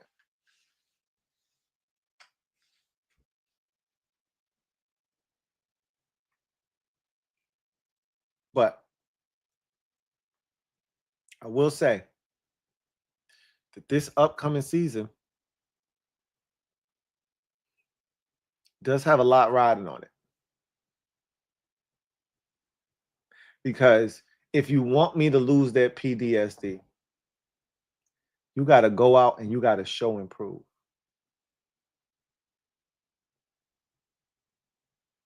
You got to show me that last year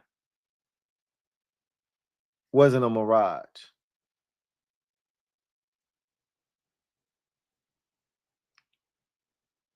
Y'all was this close to getting some old school featuring Escape just now. Tell me you was this close to getting It's Not a Mirage. You was that close. I said I'm gonna chill on that one.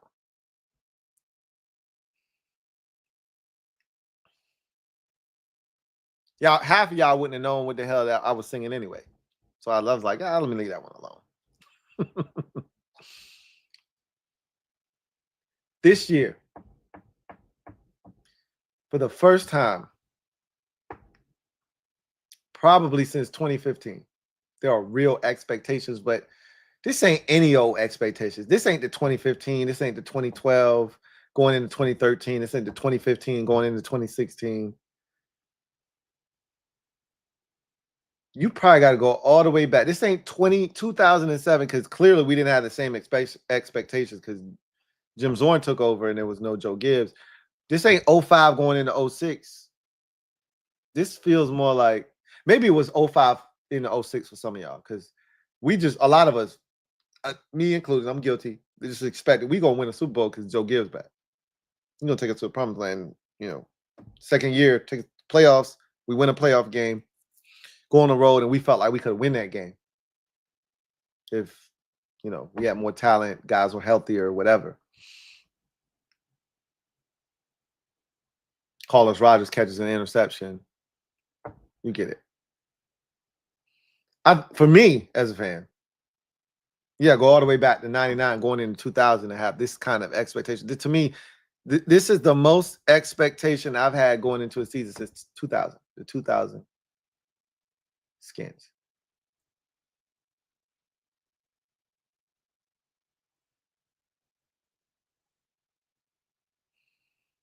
What are they going to do with all this expectation that's being placed upon them?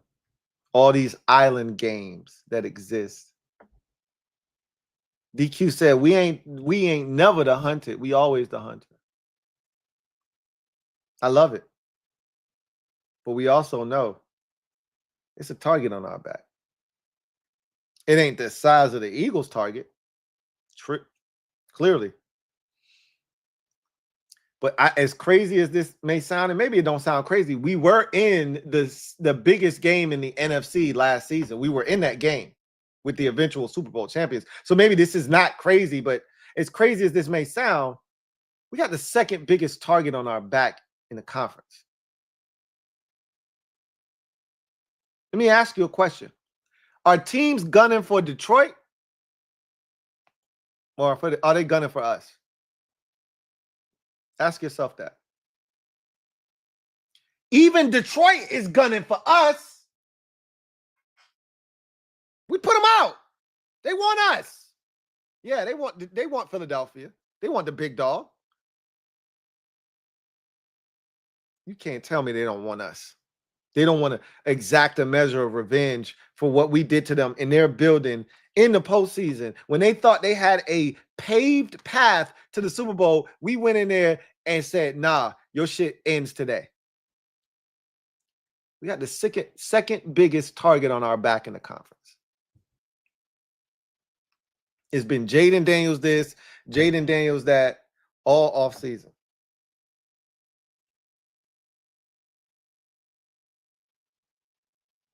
You don't think that teams are tired of hearing about us? You don't think that teams in the conference are like, oh, so they think they shit don't stink, huh? The haters gonna hate.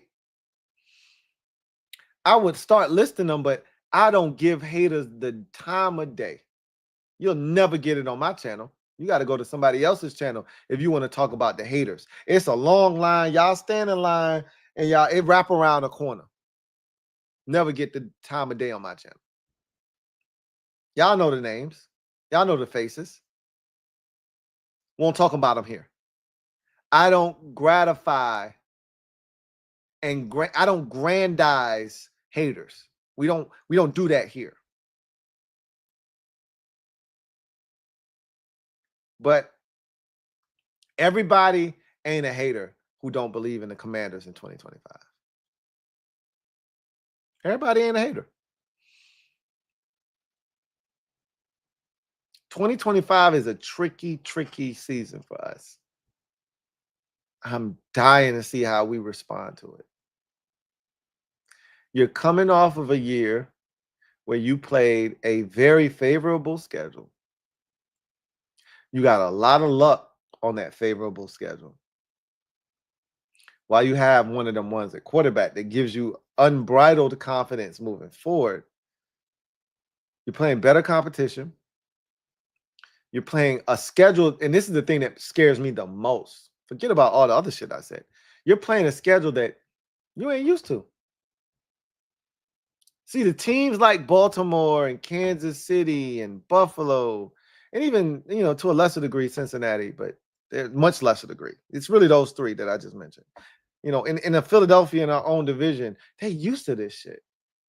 They used to playing 5, 6, 7 games at an unusual, unique time slot. They're used to that.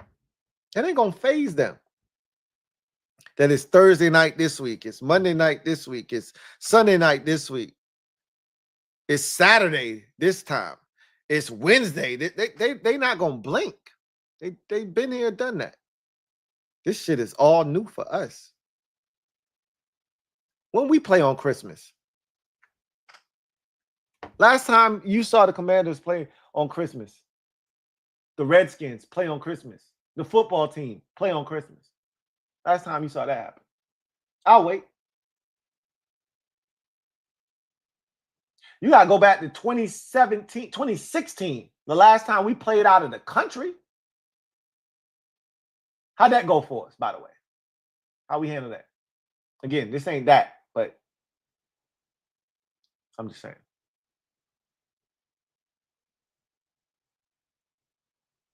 Last time we played the Chicago Bears on a major stage. How'd that work out for us? Again, I'm not putting the trauma and the strife of the last group on this group, but I'm just saying, we fans, we don't forget. We may forgive, we don't never forget. Shit. How'd that go for us? Bro, we got so many island games.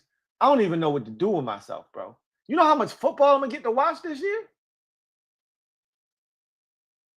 What are we talking about? We got so many Sunday and Monday and Thursday and Wednesday. I mean, it's crazy.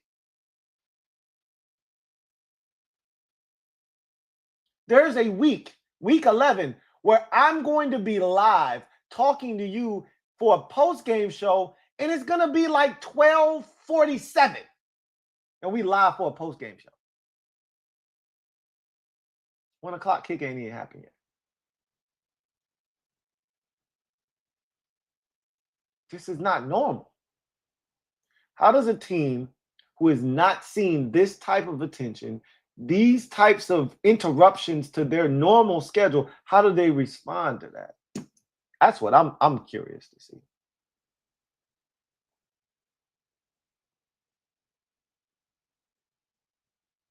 But when it's all said and done, look at 2025, this season coming up.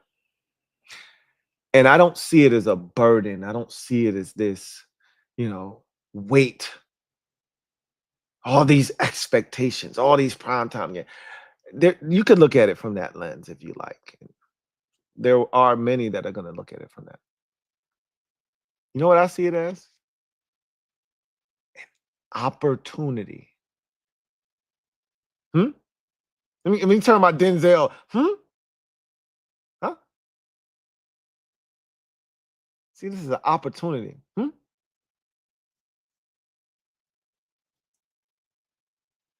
We leaving here with something. For some, it's like you leaving here with an L. Okay. For me, I'm leaving here with something. As a fan, we leaving here with something. And it ain't an L. It's that consistency that we seek. We leaving here with something. Whether it's a consistency, making the playoffs again for the second year in a row for the first time since 91, 92. We leaving here with an MVP trophy, the first time somebody in this organization has won an MVP trophy since the early 80s, whether it's Mark Mosley or Joe Theismann.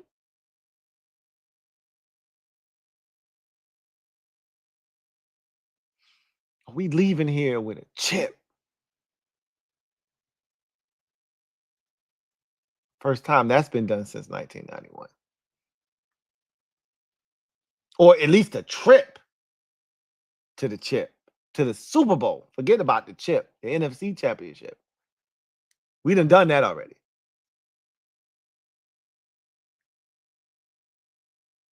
We leaving here with something this year. And sorry to those who are looking for the Jaden Daniels sophomore slump and the big fat L. That ain't what we leaving with. Cheers to a season where we establish ourselves as a force to be reckoned with in the NFL landscape. Not just the NFC, but the NFL. Cheers to that.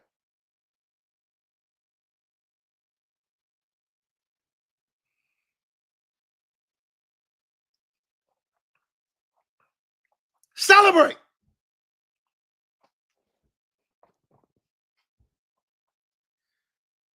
All right. Let's get to the comment section so we can get out of here, man. I done talked y'all head off long enough. Y'all probably sick and tired of me. But it comes with the territory. What more can I say? What more can I say? It comes with the territory. All right.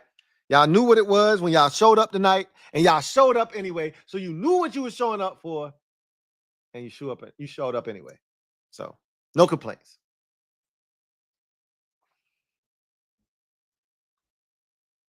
All right. Chief Willow Tree. Thank you for the super chat. Greatly appreciate you. Who writes? Trade proposal. Uh-oh. That's never a good way to start off a super chat. Never. We get the name back in exchange for federal funding for the stadium.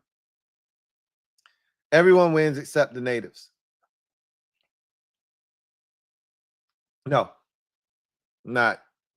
First of all, how you going to propose something that... Okay, I take that back. I see where you're going here. No. A wise man once told me, we don't do deals with terrorists. I'm going to leave it at that. I'm not calling you a terrorist, by the way. So I don't know if you got that one or you did. You did, you didn't. If you didn't, I'm sorry. But we don't do deals with terrorists. So Barrett Downing. My guy BD, been a member for 46 months. Or here. Salute. My guy BD writes, what up, Lou? What's up, Barrett? Thoughts on this name thing? I really don't have much for you guys. I've talked about the name a million times. The name is never coming back. So this is a sleight of hand gesture by your president, not mine, your president. Them Epstein files, they real. They exist. His name's on the list. And in order to get you from thinking about that, hey, pay attention over here. I got some shit that's going to get you riled up, get everybody talking about it, and you're not going to focus on the shit that's really real over here with my name on a list that could get me potentially impeached and in prison. So let's talk about that. I got nothing for you. The name's never coming back. Ever, ever, ever. So why, like, it's nothing even to talk about. It's a waste of time. Navy Ramjet, thank you for the super chat. Greatly appreciate you. Thank you for being a member of the MOBB. Who writes, blessings to you and the family, Lou. Blessings on top of blessings to you and yours. Welcome to day one of our March to 2025 Super Bowl champions. Indeed. Cheers to that, Navy Ramjet. Cheers to that. Cheers to day one of the March to the 2026 Super Bowl in Santa Clara. Cheers to that. Last year's second rounder will play a big role, in my opinion. I agree. I think last year's draft picks in general will play a massive role. So, yeah, we'll see. Video channel. Thank you for being a member for 24 months. That 2-year Annie.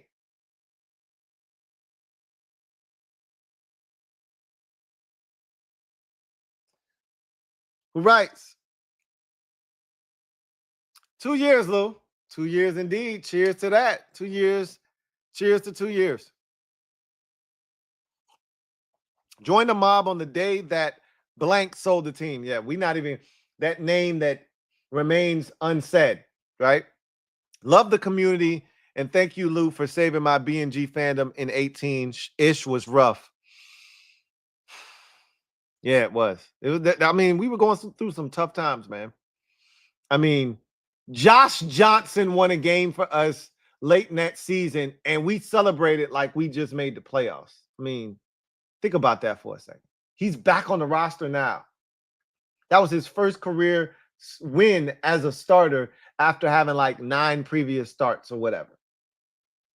We were down bad, man. I'm glad I was able to swoop in and help you remain the Commanders fan that you are today, right? Like, it was tough, man. We went through it. We all went through it. And a lot of people was like, yo, I can't. And I had one job to do. One job to do. My job was to say, hey, better days are ahead. You just got to hang in there. That's it. That was my job. It's hard to get your ass whooped week after week after week and show up week after week after week and convince an entire fan base that, hey, eventually this shit gonna get better. Eventually, it will get better. You just got to hang in there because ain't nobody trying to hear that shit. But you were one of the ones that said, you're right. I'm going to hang in there because it can't get no worse than this. 19 was rock bottom. As bad as 23 was, 19 was awful. The only thing that was different from 19 and 23 was that at least in 19, you had Dwayne Haskins. So you was like, well, maybe, just maybe, God rest his soul, 2023, you had nothing. We had nothing. We were over here high off of Sam Howell and then realized he ain't it. And now you at the mercy of the Jets and Greg the Leg, a.k.a. Young Jeezy, a.k.a. Greg Zerline, and you saying, bro, please bail us out, bro.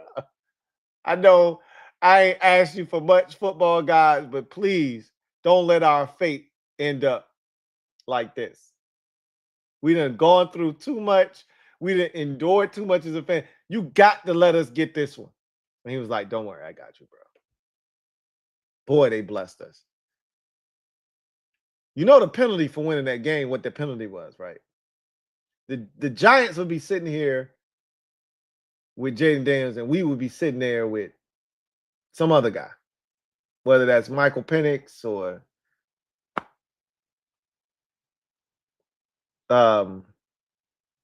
J.J. McCarthy, Bo Nix. We would have been sitting here with somebody else that ain't Jaden Daniels.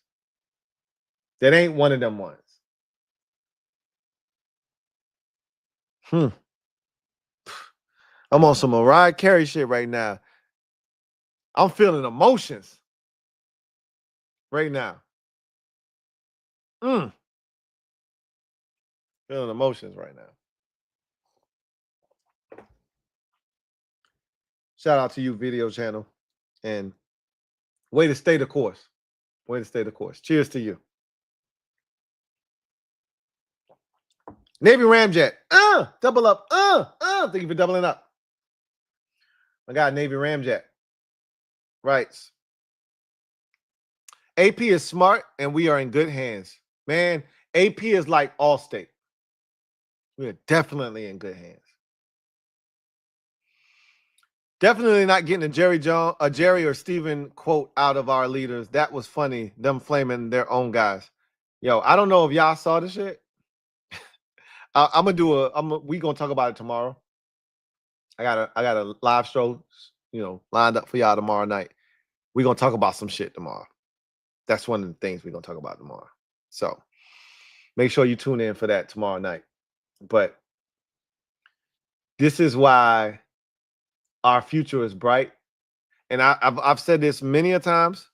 Protect Jerry Jones at all costs. It will be a sad day when Jerry Jones is no longer gracing this beautiful earth.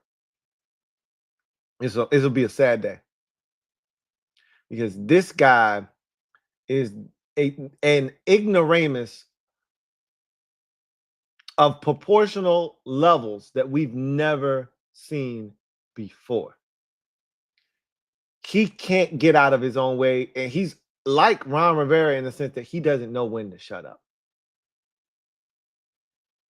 His ego is so big. He could have been the winningest Super Bowl owner in NFL history if he could have just took a back seat to Jerry Jones and Jimmy Johnson and let Jimmy Johnson cook. They would have won. It's the equivalent of Jordan retiring in the NBA for 2 years, allowing the Rockets to go back to back. If Jordan doesn't retire, do they win 7 straight? I don't know. Maybe the Rockets would have been better than them. Nobody could guard, Hakeem Olajuwon on the Bulls roster. I was a Bulls fan back then. Yeah, it would have been tough. I'm riding with my guys because I never seen them lose the finals. I'm riding with my guys. But would have loved to have seen it, but we never got to see it. Jerry Jones, intervening when Jimmy Johnson had the Cowboys stuck on automatic was the biggest.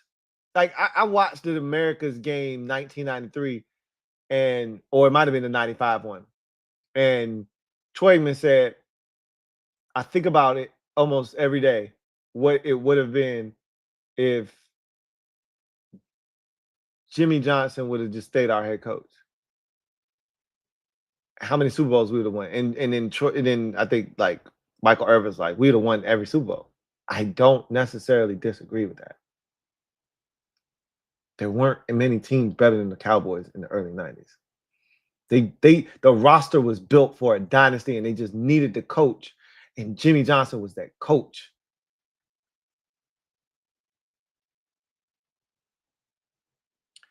He can't get out of his own way.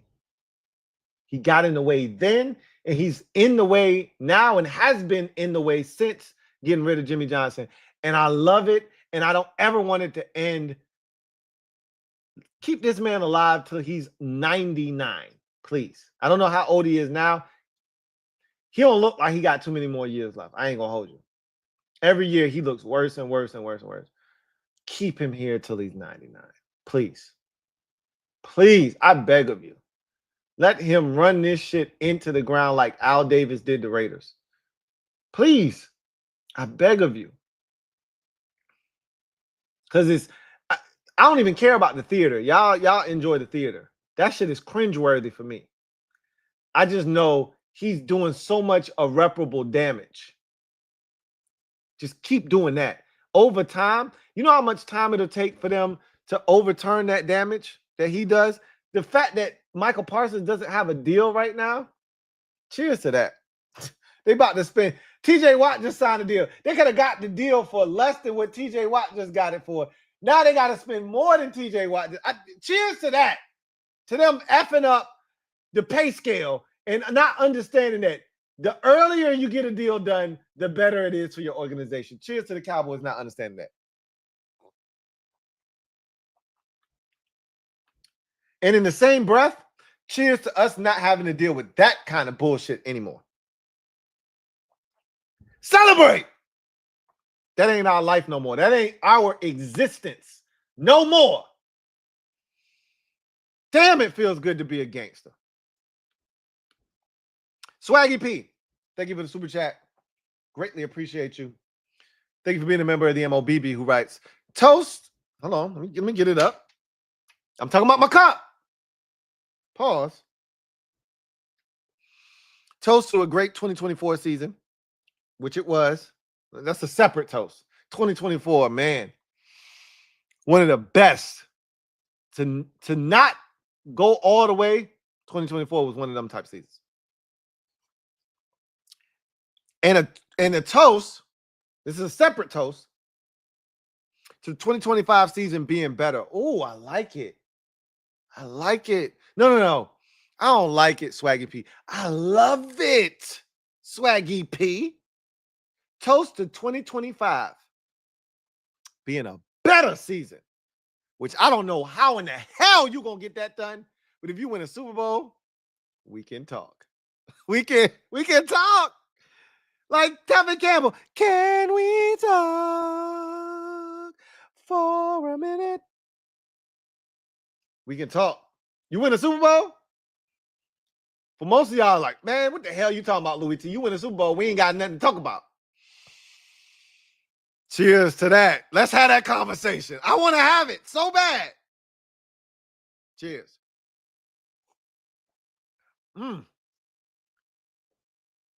Boy, I can't wait to have that one. That conversation would be lovely. John Perez. Thank you for the super chat. Greatly appreciate you. Thank you for being a member of the MOBB. My guy, JP. Thank you for being a member of the MOBB, who writes, you think Louie and Tunsil should get extended? So, Louie, no, not yet. After this season, if Louie does what he did last season or anything remotely close to it, yes, I think we should be talking about an extension, a 2-year extension for Louie. Tunsil, on the other hand, yeah. He's made it clear that he wants an extension. I think the team, like, you don't give up what they gave up for him and then don't extend him. Like, you understand what they gave up, right? We gave up a third round pick in this past year's draft. You turned around and gave up a second round pick, and I think the 4th round pick, if I'm not mistaken. So you gave up 3 picks. We talking premium picks. A second, a third. Those are 2 day 2 picks. And the pick that's closest to those day 2 picks, the 4th round. This is a guy that you see as not a part of you winning now. You see this guy as a part of your future. You put all that together, a second, a third, and a 4th. You put that together, that's a 1st round pick we talk about. That's what we talking about. We're talking about the equivalent of a first. You could have just gave up 1 pick, a 1st round pick, and not have to give up all that shit. We spread it out. That's what we did. We chopped this shit up. We bought a brick and we chopped this shit up so we could sell it and distribute it into the masses. We chopped the brick up. That was a 1st round pick. We chopped it up into a 2, 3, and a 4. You ain't giving away a guy that you just traded a 2, 3, and a 4 for. So when I tell you that he's a part of our future, yeah, Tunzel's getting extended. I wouldn't be shocked if Tunzel gets one of those September extensions this year. They see him work through camp, they love him, and they're like, yeah, okay, he's one of us. I can see that. I also can see them saying, let's see what he does in the Commander's uniform at age 30 first, just to make sure there ain't no drop-off, and then we extend him. I advocated for that first, and then my guy Derek B was like, you tripping. You on some Jerry Jones shit. You trying to wait till the price go up, and then you want to extend him. That's dumb. That's not smart business. This man's been one of the best tackles in the league for 5 years straight. Why you need to see more? You know what he is. Touche. And he convinced me that it's better to just go ahead and extend him this offseason than it is to wait, or before the season, than it is to wait till next year to do it. Because I was on the mindset of, let me see him do it in our uniform first. I've been burned so many times as a fan, paying for a dude doing some shit in another uniform and not seeing it in our uniform, that I was like, I just need to see it here first. And he was like, yo, come on, man. I need you to be smarter than that. You know better. When you know better, do better. Touche. So I think Louie needs to do it one more time, and then we can break him off next year. Extend him 2 more years with an exit ramp after year 2. If you're not happy, you can get out before the 3rd year of that thing. And then Tunzel, you extend him this year, and let it be known that, hey, we got one of them ones at the tackle position. We good. Let's move forward with him. So I do see both of them getting an extension, but I think Louie has to prove it again, which I have no doubts he's going to do again. Assuming health, obviously, Louie's a dog. I told y'all that before he got here. I said, first of all, they need to go get Louie and Chin. Those were the 2 Panthers. I said, they need to go shopping at the Panther store. I said, they're going to go get Frankie Louie. I told y'all that. I was good last year. God damn. Last offseason, I was hot. And I said, and then I took a step further. I said, he gonna become one of y'all favorite players. Because a lot of y'all don't watch other teams. I'm watching all 32. So I can tell you what other dudes are doing. I said, y'all, not only are y'all gonna welcome him, y'all gonna love him. Hug him.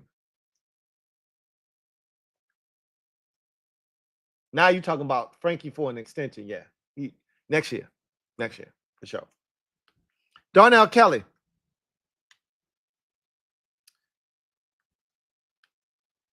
Been a member for 46 months. My guy, DK.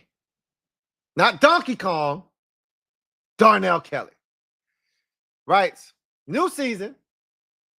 New shit. Commanders. 13-4.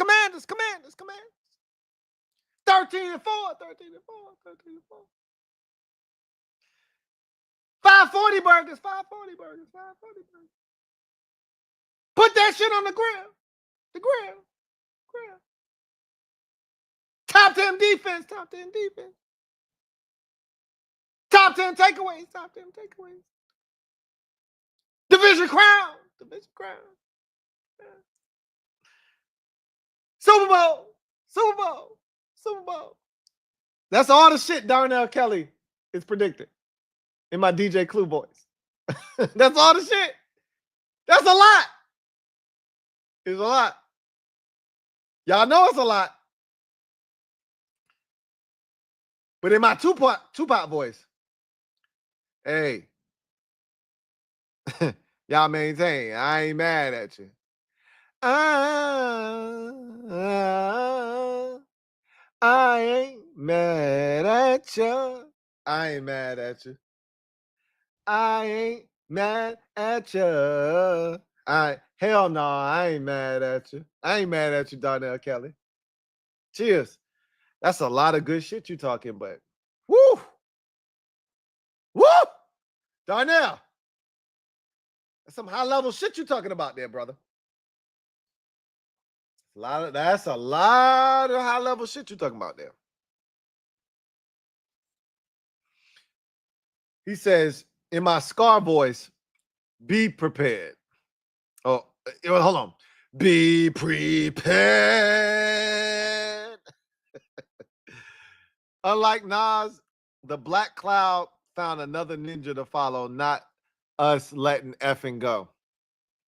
I love it. Found another ninja to follow. It did. Once Dan Snyder left, that Black Cloud found another ninja to follow, another team to follow. It ain't us. That ain't our struggle and strife. That ain't our struggle and strife no more. We have been released from our demons. We are anointed now. We got the anointed oil. Put it on your forehead. Put that anointed oil on your forehead. We are anointed. Cheers to not having that black cloud over our head no more. Cheers to that. Let's effing go. Celebrate. JLG. Thank you for the super chat. Greatly appreciate you. Thank you for being a member of the MOBB. Who writes, our fans don't understand what we did to the line. I heard a stat from PFF saying that we were 28th in run blocking efficiency last year. Won't happen again. Here's what I'll tell you. I don't know how much better we got better, how much better we are as a run blocking offensive line. I can't tell you that. Because Laramie Tunsil isn't a tremendous run blocker. That's not what he is. He's not Trent Williams in the run game. That's not what we acquired. We acquired a top 3 pass blocking offensive tackle. We'll be lucky if he's top 10 run blocking, which is fine. I don't give it. I want the run game to be successful here. And I want him to, be really good at that. But at the end of the day, just protect 5. We'll figure the rest of the shit out. Just protect 5. Well, he's top 3 in that. So yeah, I'm with it. Will Brandon Coleman be better than Nick Allegretti was at left guard? I think so. In the run game, I think so. I can't assure you that. And keep in mind, we had injuries at the back end of the season. Like we don't know what's going to be what. We know what Bialish is at center, right guard, Allegretti until college. I'm putting this out there in the atmosphere because I needed to come to fruition. First of all, I'm not discounting Cosme being ready for week 1. He's not going to be. My number is week 7, the game against Dallas, our first game against Dallas. That's when Sam Cosme needs to be back. That's what I'm putting it on. All right. So if he's back by week 7, Sam Cosme is. You motherfuckers are in trouble. If he's back to who he was before the injury. And Connolly is playing at a high level. I don't know. We don't know what Connolly is as a run blocker. We don't know what we're going to get out of him. Pass protection, run blocking, none of that shit. So we don't know. But here's what we do know. Even if Connolly isn't great at tackle, we can help him. We helped both tackles last year. We can help Josh. We can help one tackle. We don't got to help both of them, some bitches. We can help one. Shit, we helped both last year. We can help one. So even if Connolly isn't great, this line is better protecting JD5. That's all I care about. I'm going to be honest with you. We'll figure the run shit out. Because Jaden, first of all, we're going to stop acting like we ain't have like a top 10 rush offense last year. Because we did. Because of the quarterback. Our running backs weren't great. But our quarterback was exceptional. He rushed for damn near 900 yards by himself last year. Like, we're not going to do that. So, what I'm telling you is, Jaden is a part of the run game, whether you like it or not. They're not going to stop running the ball with Jaden. And Jaden's not going to stop running the ball when he feels that's what he needs to do. So, understand that that's a part of who we are. And if Jaden continues to be successful, our run game is fine. Would you like to run it more successfully with the running backs? Yeah, hell yeah. That's the goal. I don't know if this line is going to provide that or not. Well, here's what I do know. Even if they don't provide a better offensive line in terms of running the football, creating holes, this is what Bill is about, right? Making somebody miss and taking a 2-yard run and turning it into a 5-yard run, a 4-yard run. Taking a 4-yard run, turning it into an 8-yard run. And taking that 8-yard run and turning it into a 38-yard run. That's what Bill can do. But, all right, move that aside. And let's say he doesn't get the opportunity to do that enough this year. We're protecting 5. We got one of them ones. You protect him, and I promise you he will do irreparable damage to the rest of the league. I promise you. I don't make promises very often. I promise you, 5 will tear this league down to its knees if you protect him.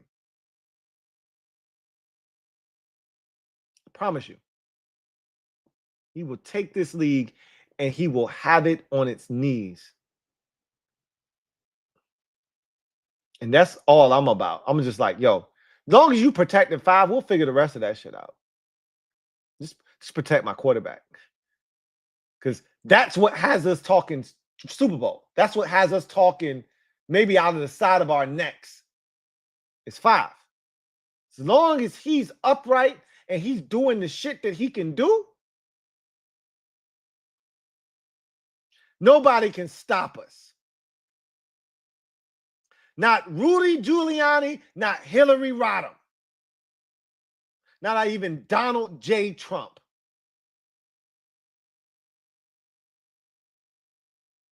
Not even Forrest Gump.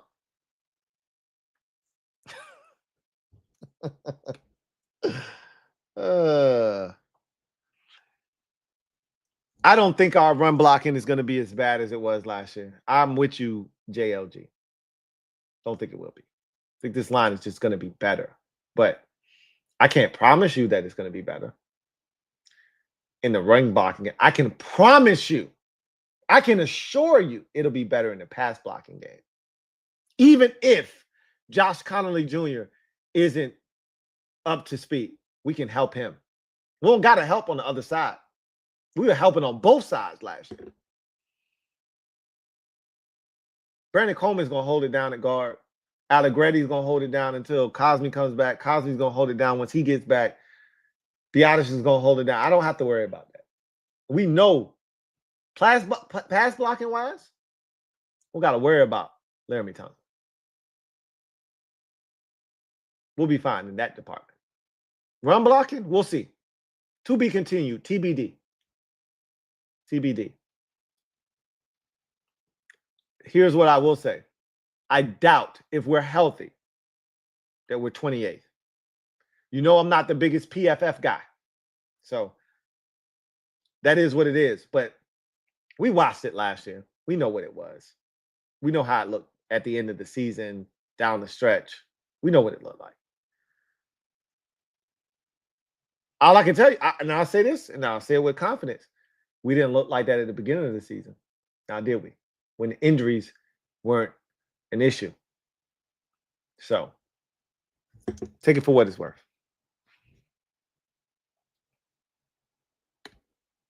King of the Bluegrass. Hey! Hundo! King of the Bluegrass. Thank you for the super chat. Greatly appreciate you. Thank you for being a member of the MOBB. Salute to you. I really appreciate the gesture. A hundo piece is a blessing. Helps the movement. helps what we are building here as a community. But most importantly, he writes, "Hey, Lou, celebrate! Y'all, cups up. God damn it. Cups up. King of the Bluegrass demands it. Cups up. I don't care if you're drinking water, milk. Wait. I do care if you're drinking milk. I got a little carried away. Hold on. I got a little carried away. If you have milk, put your cup down. Sit this one out. You weren't supposed to have milk in the first place. I can't be everywhere at once. I'm not ubiquitous. If you got milk, you're not a part of this toast. And if you are a part of this toast and you have milk, I'm like Nori. When Jadakiss told the story of him taking his dap back. I'm taking his toast back from you.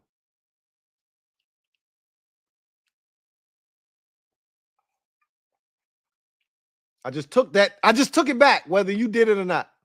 Everybody else, cups up. I don't care if you got water, juice, soda, wine, drink, whatever. Not milk.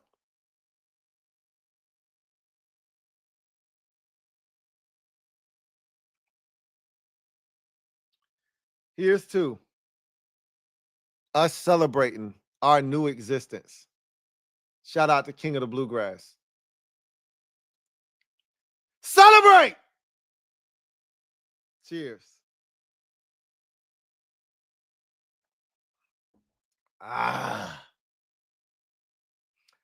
That's tremendous.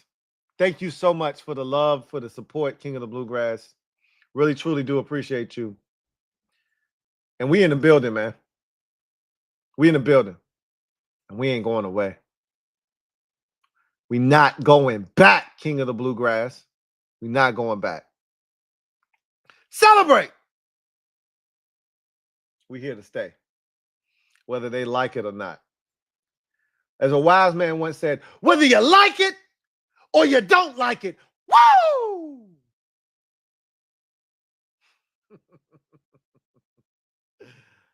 Let's go. Jorn, been a member for 39 months.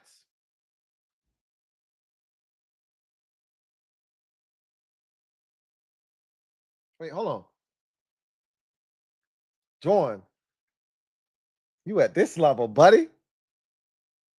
Huh? Wait, here. I got corrected. Huh. Salute to Jorn. 39 months. Right. We outside for good now, Lou. Hashtag HTTC. Hashtag Mob Squad. See, that's what I'm talking about. That's the kind of love I'm talking about. It wasn't always like that, Jorn. I played y'all the New How Order earlier in the show. It wasn't always like that. I had to beg people to come outside. We was singing on the corner. It was just 7 of us. Now everybody outside, and I love it. Everybody outside. Everybody outside. I love it. That's the way it's supposed to be. Just Andre.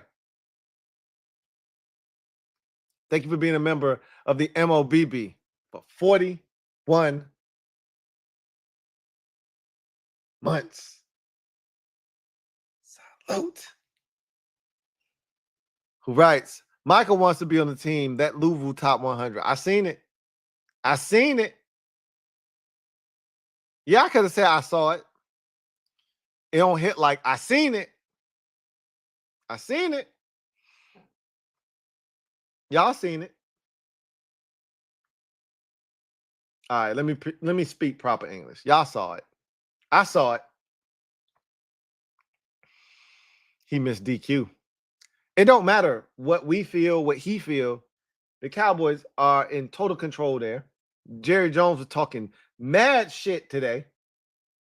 Dumb shit. Doesn't matter. He can say, trade me. Guess what they can say? and he said, I'm not signing shit, guess what they could do? Franchise tag. You ain't going nowhere. What are you going to do? Play football? Next year, I ain't signing shit. Franchise tag. What you going to do? Nothing. Play football. So again, he ain't going nowhere. He ain't going nowhere. But he missed DQ. But he been said that, though. He been said that. But he also said, I want to be a Cowboy. And trust and believe that he got the Bleacher Report gig because of why? He a Cowboy. Yeah, he nice, but he could have been nice on the Jaguars. He wouldn't have got that gig. He's nice on the Cowboys. That's why he got that gig. So trust and believe. I've always said there's perks that come with being a member of the Dallas Cowboys. I said that about Dak Prescott 7 years ago. I said, Dak Prescott got mattress commercials, chunky soup commercials, all kind of commercials. You like, hey, what he win to get these again? And it was like, yeah, he ain't win nothing, but he a Cowboy though. I'm like, oh, okay, yeah, I got you. So it pays to be a Cowboy. I've been saying that for over a decade now. So Michael don't want to go nowhere because there's benefits to that. He eating good off of being a Cowboy right now. Real good. He ain't going nowhere. Juan Gotti talking sports. Thank you for the super chat. Greatly appreciate you, my guy Juan Gotti talking sports. Shout out to my guy Juan. My guy Lou, what up, Juan? What up, baby? Cheers. Hold on. Let me put the cup up. Cheers to the start of training camp. Calling it now. Cheers to the start of we're gonna separate this. Cheers. Cheers to the start of training camp. Cheers. Calling it now. We have the best cornerback trio in the NFL, no fly zone or whatever we decide to nickname it. I love it. Look, you know I agree with you. I called our cornerbacks. Y'all watched my video. For those of you who didn't, shame on you. But I've ranked every position that we have on this team, including the cornerback position. I ranked it number 1 in the conference, or number 1 in the division, excuse me. Number 1 in the conference, number 4 in the NFL. That's what I ranked our corners. So you know I agree with you. Cheers. Now they gotta make a believer out of all the other people that was like, yo, Louie T, you tripping, bro. I believe, you believe, now they got to make everybody else believe. Cheers to that. I ain't going to nickname them. I'm going to just let them be. That's when you get into trouble. When you start nicknaming and you start trying to force something on people, that's when you get yourself into trouble. I ain't going to do that. I'm going to just let them be what they're going to be, right? So we'll see what they end up being. But I'm going to just leave them be what they are. And right now, they're a damn good secondary that we believe in. So I'm going to leave it at that. My guy, Juan Gotti. Willis Lee. Thank you for the super chat. Greatly appreciate you. My guy, Willis Lee, writes, if our O-line is killing it and Cosme isn't ready until week 12 or later, do you break up the successful combo that has developed chemistry? That's a great question, Willis. Wow. All right. So here's the thought process. You gave Sam Cosme the extension this past season, right before the season started. You've identified him as one of your guys. You've said to him, you're a core part of our team and our franchise, and we view you as one of the guys that's going to help us get to the mountaintop. This offensive line can be playing exceptionally well together. They could be ranked on PFF as one of the best offensive lines in the league. Let's say they're top 5. Let's say they're the 4th best offensive line in football. And they're just chugging along. Cosme's healthy. He's ready to go. You damn right you insert him into this offensive line. Because it's Sam F and Cosme, and you expect him to play well when he comes in here. And it's not like Cosme's been away. Yes, playing is different than being in the meetings and seeing the shit, not actually, facing live bullets, but it's Sam Cosme.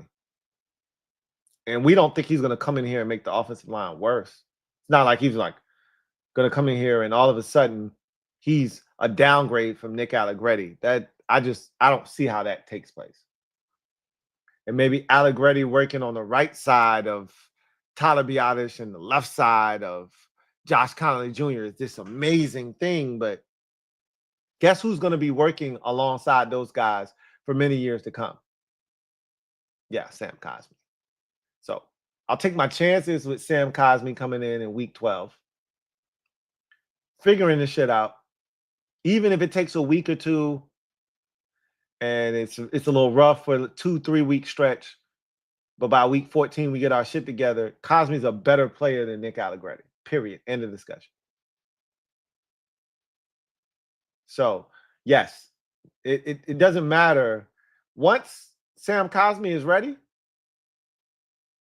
whoever is at right guard, my assumption is Nick Allegretti. They holding the spot warm. They holding it warm. Cosme's coming in, and that's his spot. Period. End of discussion. This ain't the NBA. I mean, but think about it from this perspective. LeBron James gets hurt, and okay, LeBron, that's a little extreme. Yeah, I admit. Let's take a number 2 guy. That's a number 1 guy it's a bit much. It's Sam Cosme. It's not your quarterback. Okay, I get that. So let's say, okay, the OKC Thunder won the championship. So let's take their number 2 guy, Jalen Williams.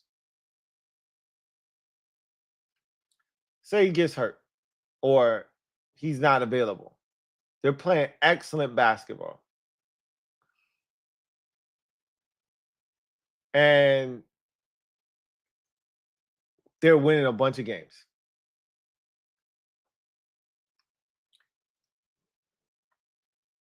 And they're having a ton of success without him. When he's ready to come back, are you really going to be like, nah, bro, we having too much success. We can't put you in the starting lineup. We killing this shit, bro. Or are you going to be like, nah. Whoever is playing in your place ain't you.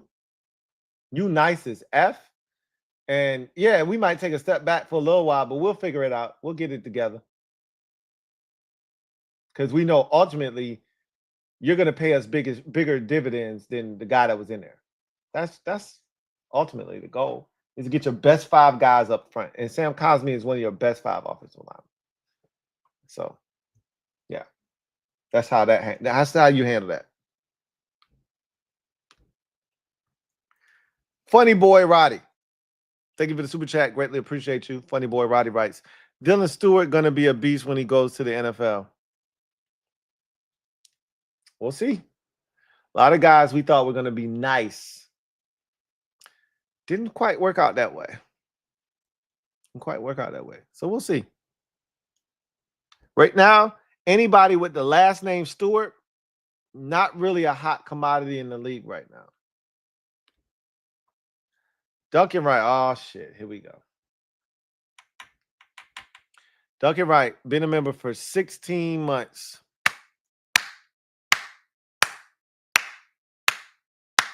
Right.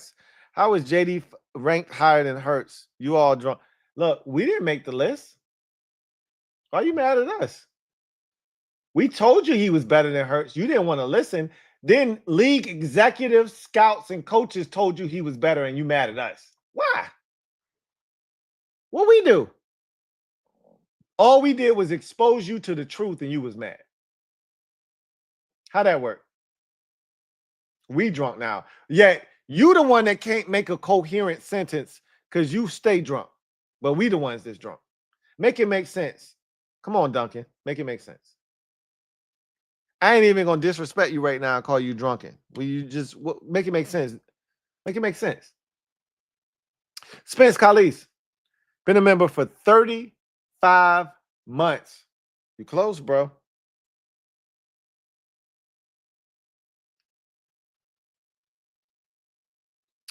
Who writes, Louie, been a minute. It's all good, man. We still fam. It's all good. But Terry wants too much money. How you know how much he want? How you know he want too much money? How you know we ain't lowballing him? How much would you give Terry? How you know that what you would give Terry ain't even remotely close to what they would give Terry? You could be on the low side. Who knows? Value is determined by what somebody is willing to pay. I can tell you this much. If we're only willing to pay 29, I guarantee you there's a team out there willing to pay 33. I guarantee the Chargers. Mike Williams just retired. I guarantee the Chargers are willing, or some other team out there is willing to pay $33 million to Terry McLaurin, despite him being about to turn 30 years old in September. I guarantee it. I'm not telling you that that's the right thing to do. I'm not saying it's the wrong thing to do. I'm just telling you, value is determined by what somebody is willing to pay. As a guy that has collect cards throughout, in spotty in his life, but has done that. Value is determined by what somebody is willing to pay.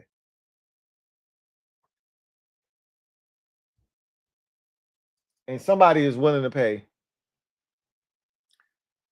the amount of money that Terry is looking for. It may not be us. We're going to find that out. But somebody is willing to pay the amount that Terry is looking for.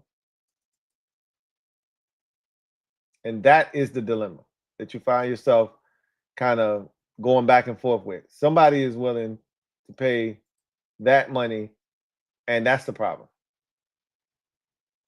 And that's the problem, the dilemma we find ourselves in. Somebody's willing to pay that money.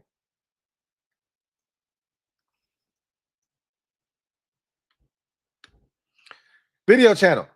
Thank you for being a member of the MOBB. My God, video channel. Thank you for the Dubski. Really appreciate you.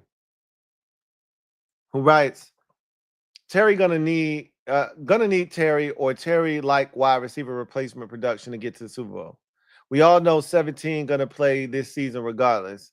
That year one Jalen or that year two Luke could be a real deciding factor for Terry. I wanted AP. I trust in AP. Terry's gonna play this year. Whether it's on this last year, I've already told y'all that I just don't see Terry playing on this last year of the deal. I don't see that being the case. I see Terry playing here. I don't see him playing on the last year of the deal. I don't see that. But should that take place, they're going to franchise tag him next year, which is asinine because if that's how you feel about him and you're not willing to pay him that this year, but he balls out again, which I expect him to do, then you're willing to franchise him. Maybe you're not willing to franchise him the year after, but the Bengals were willing to franchise T. Higgins and pay him twice. So maybe that's the route that the Commanders will take. Like, hey, we could franchise this guy. He's asking for $34 million. We're not paying that. They're not budging off of that 34. We won't pay anywhere close to 34 over the next 2 years if we franchise him. Like this year, next year, and let's say he balls out each of the next 2 years, franchise him again, you're still not paying 34 million, more likely than not. Still not. So that might be their thought process. You can splurge and pay all the money you want over the next for this season and even next season. It ain't until the year after, and really the first year of Jaden's extension, you still ain't paying shit because Jaden ain't gonna be making big money that first year of his new deal, right? It's not until the following year, the second year after he signed that extension, or the first year after he signed that extension, where that real money kicks in and you're like, oh shit, you start to feel it. You could franchise Terry twice after. I'm like, I don't anticipate that being the case. Like, that's crazy to me. Like, something's gonna get done before then, before we get to that point. But Terry's gonna be here. He's under contract. He's got one more year left. He's gonna be here, whether he wants to or not. He's gonna be here. Whether that extension gets done or not, he's gonna be here.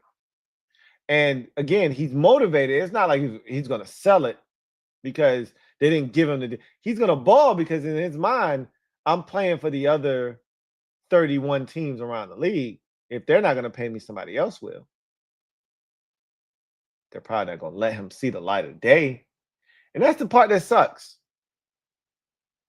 If they had that intent, I don't think they have that intent. Their intent is to pay Terry, extend him, and keep him here for the rest of his career. That's their intent. Adam Peters already told us that was their intent, is to keep him here and make him a commander for a long time. He didn't lie to us. That wasn't lip service. He meant that. And that's what they're going to do. It may not be the conventional way, but it'll get done. It'll get done. It'll get done. LT. Thank you for the super chat. Greatly appreciate you. Who writes, best season for Washington Commanders modern era fan base. Jaden won a ring, or Jahan won a ring. He did. You know who else won a ring? What's the edge rusher we took out of Clemson, y'all? Comment section right now. Edge rusher we took. Never mind. I got it. KJ Henry, you know, he won a ring too. He was on your roster. He showed the ring with the wings that you press the button and the wings fly out. That shit was dope. Guess what? I don't give a shit. Jahan won a ring. KJ Henry won a ring. I don't give a shit. I don't give a shit. We got y'all for some picks.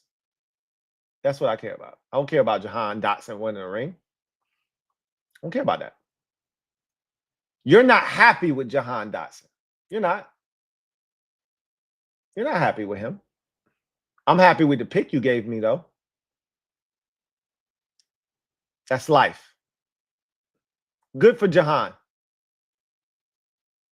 You didn't pick up his fifth-year option. So you know how I know you're not happy with him? You didn't pick up his fifth-year option. You were good. Guess what? I'm good with Jahan Dotson not being a commander. And I'm happy he won a ring. Good for him.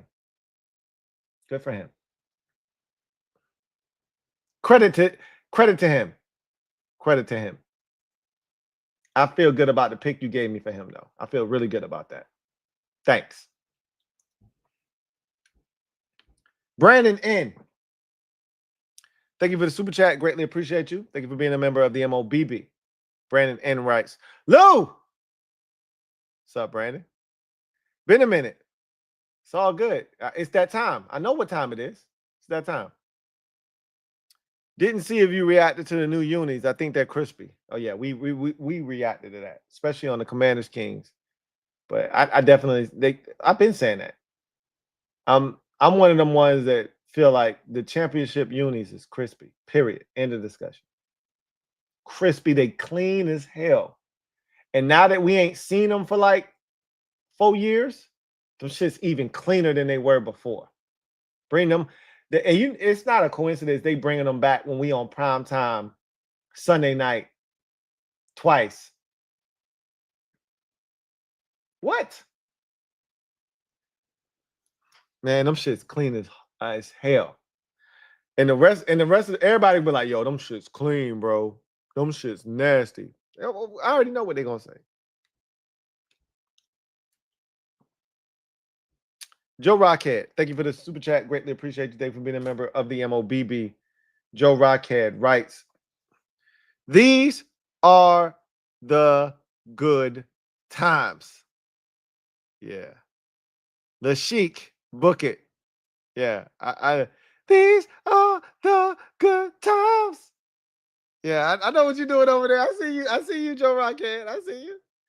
Remember, most of the roster and all of the coaches have no connection to PTSD. They don't. That's a fan thing. That ain't got nothing to do with the staff. That ain't got nothing to do with the new organization. That's all us. The PDSD is all us. All us. I don't even want any connection to the PDSD. This is why this season is so big for me, because I don't want any more connection to the PDSD. I want to free myself of that. This season is big in doing that for me. This is it.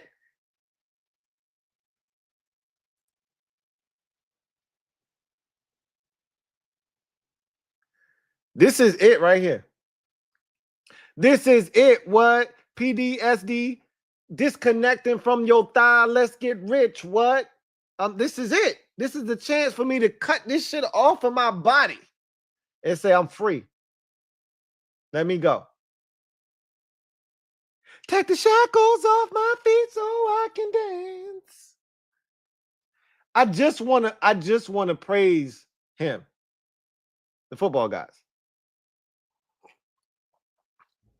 Shout out to my GOD. I ain't talking about the football guy. I'm talking about my GOD, your GOD.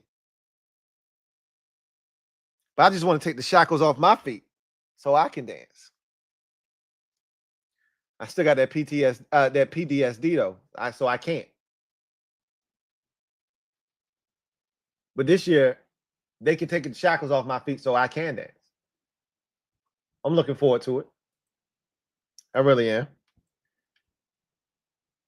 AJSTP003 gifted 10 memberships. 1, 2, 3, 4, 5, 10. A F and 10 memberships. Thank you for the blessing. Can't thank you enough. Shout out to the 10 newest members of the MOBB, courtesy of AJSTP003. Y'all are members of the most prestigious group in the entire land, MOBB. Y'all should thank this man. Because without him, you wouldn't know what it's like to win free tickets to the game. To get that breakdown of the film in week 1 or 2 or 5 or 7 or 9. As we chopping it up, talking about what we see. But AJSTP003 just said, hey, I'm going to bless you. Hot you. Wipe your nose. I got you.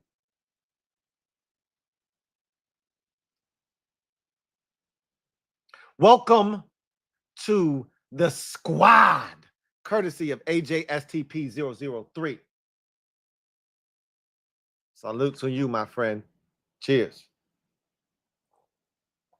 For the 10 newest members of the MOBB. Eric Sunderland. Stand up.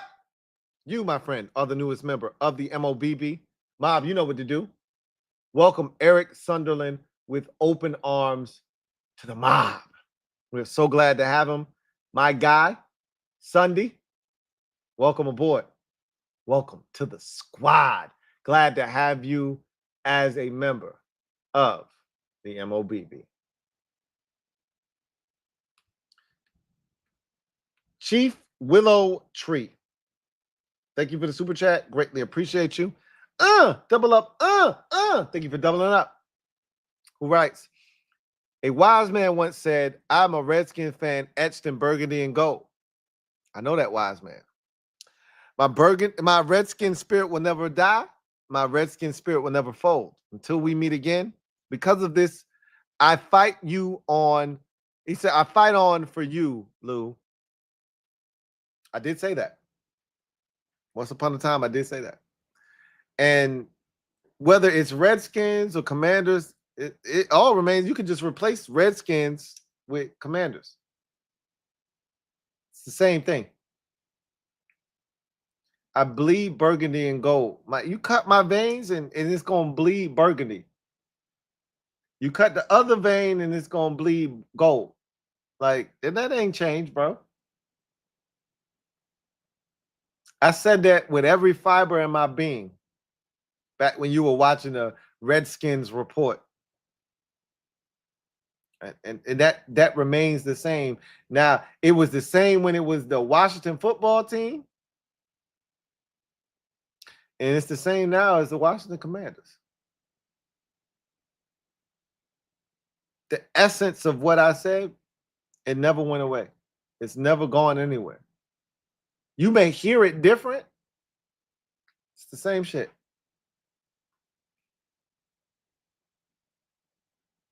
What I basically said to you in 3 different languages is, I'm a fan until I die.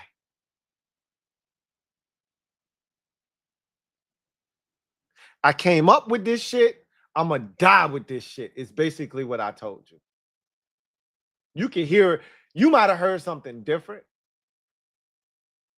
but I'm telling you what it is. I had every opportunity to be like some of these fans who took a break, took a sabbatical, changed teams, change clothes, and go. Some of these fans change teams and go. I got some fans that got the audacity to tell me, yeah, I like the Ravens and the Commanders. No, you don't. You can't do both. Which one are you? You gotta pick one. You can't like both. Yeah, that's my AFC team. Nah, it ain't no such thing. I don't recognize that. We don't speak the same language. You gotta pick one. What are you?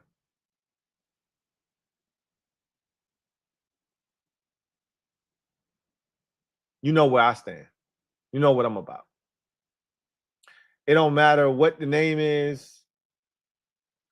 You know what I'm about. That's one thing I stand on.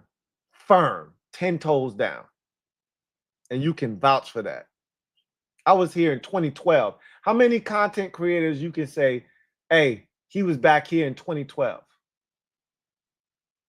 He saw 2013. He saw what that shit turned into. He saw the Shanahans pointing fingers and the Robert Griffin III and the Mike Shanahan and the Kyle Shanahan beat. He saw that shit. He lived through that.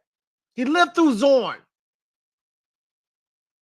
How many of y'all can say, oh man, after Zorn, it was Shanahan and he showed up? How many of y'all can say that? How many content creators can say that? Damn. After Shanahan, it was Gruden, and that shit was rough. Gruden was about to be fired on a bye week. Cold red. Down 24-0. Kirk saved this man's job and his life. I did videos about Jay Gruden sitting outside looking like he just bust about 3 nuts, smoked about 4 joints, and he was in cloud 9 outside with a little thotty piece next to him. I did videos like, come on, man, who you talking to right now? You know who I am. You know what I'm about. You know what I've been through. I didn't just show up when shit got good. I've been here. Y'all know that. I got the videos to prove it. Go check my goddamn rap sheet. Go Google me. I've been here. I've been through Shanahan, Gruden, Rivera. You seen it because you lived it. If you've been here, you know what it's about. So you know when I tell you, I ain't no fake, I ain't no phony. I ain't just show up here. I didn't magically appear. I'm about this life. And you know. And those who know, know. So when you bring up some shit from when I first started, I respect you because you've been here. You know what it is. You can recite the words, then you know. And we may not agree on the name. The name is what it is at this point. We may not agree. We may not see eye to eye, but we both know we bleed the same.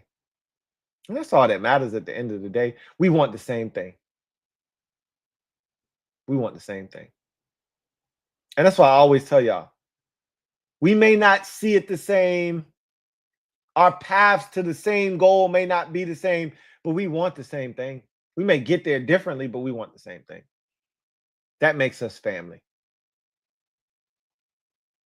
That makes us family. Chief Willow Tree, you family. Cheers to you. Josh Gad. Thank you for the super chat. Greatly appreciate you. Who writes? Had to break it to you, but I was drinking milk. I rebuke you. In the name of the football guys, I rebuke you. We ain't even going to spend a lot of time on you, Josh. Cesar Mayo. Thank you for the super chat. Greatly appreciate you. Who writes? Patia, where my dogs at? 2 claps and a Ric Flair. Woo! Y'all know what it is. 70th on the NFL's best players list this season. Top 100 list. 70th for Frankie Louie. I could argue he could be higher, but I'm not here to argue. Let's just appreciate that the fact that our 12-5 record got him the recognition that he deserved, and now let's build off of that. Let's build. Rocky D, been a member for 31 months.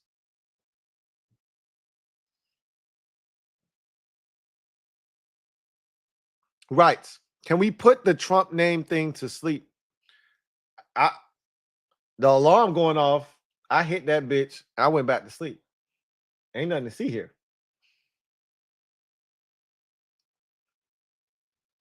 Ain't nothing to see here. That shit's sleep in my estimation. Video channel. Thank you for the super chat. Greatly appreciate you. Double up. Thank you for doubling up. Video channel. Right. Eddie Goldman retirement watch starting tomorrow. Video channel, you ain't shit for that. You ain't worth a damn for that. You ain't worth a damn. But you're not wrong. He's quit before, which means he'll quit again. I'm not banking on it. I think he's going to be here. I think he wants to play football, but you're not wrong, and I'm not mad at you for that. You ain't shit for that, but you're not wrong for that. You're not wrong for that. General JD, thank you for the super chat. Greatly appreciate you. General JD writes, with all due respect, some bullshit about to come. Some disrespect about to come. What'd I tell y'all? What did y'all do to be better this year? Respectfully. We increased the roster. What do you mean? I don't understand what you don't understand. What did y'all do to be better? We got better. Eagles got worse. I know you're an Eagles fan. Eagles got worse. You think your roster better than it was last year? Think the Eagles roster better than it? Let's say you're not an Eagles fan. I don't want to put that on y'all, but I'm pretty sure you're an Eagles fan. But let's say you're not an Eagles fan. You think the Eagles got better this year? I could argue contrary to that. I can tell you reasons why I feel that way. I don't need to do that here. I can tell you why I don't think they're better. Another year in which you lose a coordinator offensively. I'm just saying, I don't think you're a better team. A lot of changes in Philadelphia yet again. So we'll see. There's a lot of talent there too, though. So I get it. But when you talk about us, how can you not think we're better? I'm confused. Like, how would you even ask that question? The question shouldn't be, what did y'all do to get better this year? The question should be, how much better do you think y'all got? Because the acknowledgement should be there that you got better. The question is, did you get good enough to deal with the Eagles? That's the question. The question you ask ain't even worth my time. Ain't even worth me answering. Because if you can't acknowledge what we've done to get better, then we don't need to talk. If you got to ask that question, I go to the next question or the next comment. OGJ Command. Thank you for the super chat. Greatly appreciate you. Thank you for being a member of the MOBB. Who writes, hey, Louie. Thanks for the great content in the offseason. Can we beat the franchise scoring record this year? 33.8 points per game, 9th in NFL history, 83 skins. It's just tougher to do because there's more games. That's the reality of it. The more games you play, the harder it is to average basically 34 points a game. That's tough to do. Wow, they were so dynamic that year. Remember, the 83 skins forced the defense won't worth a damn. They won't shit, the defense in 83. What they were was great at forcing turnovers. So they called them the Pearl Harbor crew. They were getting bombed on. Wasn't that the year 83? Wasn't that the year that we had the highest scoring game in NFL history at the time against the Packers on a Monday night? Our defense won't shit. They just forced a bunch of turnovers. I told y'all what turnovers are. They're the great equalizer. So you asked me a question, though. Could this offense challenge that offense? No, I don't think so. Do you understand what 34 points a game is? Like, that's crack numbers. We ain't on that level. I love Jaden Daniels, but that's 34 points. We had, what, 3 40-point games last year? And we still didn't score 30 a game last year? We had our fair share of games where we, weren't great, but you know how hard it is to score 34 points a game? That offense in 83 that you're referencing was the highest scoring offense in NFL history at the time. In order to touch them or get close to them, you'd have to be close to the highest scoring, if not the highest scoring offense of all time in the NFL. I just don't see us doing that. But sounds good, but I don't see us doing that. Joe Rockhead, thank you for the super chat. Greatly appreciate you. Double up. Thank you for doubling up. Who writes, quote, there are two things you can do about it, and that's nothing and like it. The Rock. Close quote. The Rock. That's kind of where we at with Jaden Daniels. There's two things you can do about it. Nothing or like it. We'll see what teams choose to do this year. We already know most of the teams, they don't like the shit. So they're going to have to choose the nothing route. You can try and then get blessed and then be like, damn, he nice. They ain't ready to put him in that category yet. They think he's got a chance to be a phony, a fake, a fraud. So they want to put him in that category where they go, yeah, we've seen these dudes that had these great years in year one and then the league catch up to him. So we ain't ready to give him no credit yet.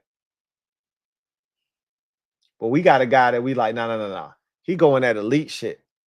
That other category. We can't stop him. Lamar Jackson, Patrick Mahomes, Joe Burrow, Josh Allen category. They ain't ready to put him there yet. And I get it. Got to do it more than once. He ready. Don't worry. So you could do nothing or you could like it. They'll figure it out. Where you fall, where them other teams fall in at? Where you fall in at? You doing nothing or you like, damn, he nice. Damn, he nice as a bitch. Where you at? The haters gonna hate regardless. We'll find out. Anyway, I digress. That's the last comment. So that is the end of tonight's show. It was glorious, just like it was last year. Just like it'll be next year. God spare life.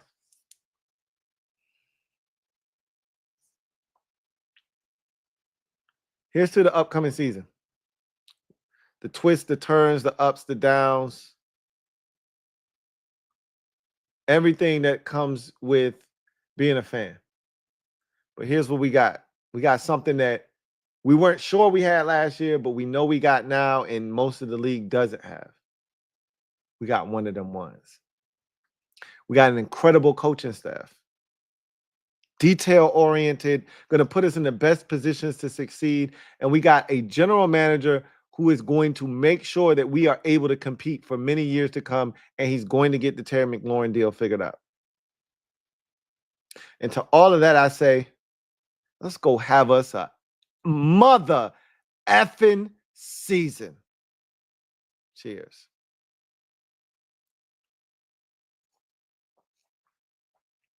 I love y'all. And I know most of y'all love me too. Not all of y'all, most of y'all. Tomorrow, the veterans report to camp. And the next day after that is my birthday, July 23rd.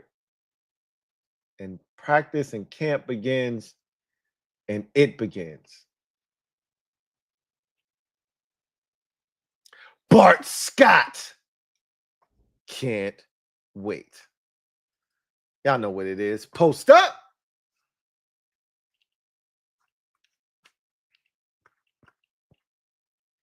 Take command.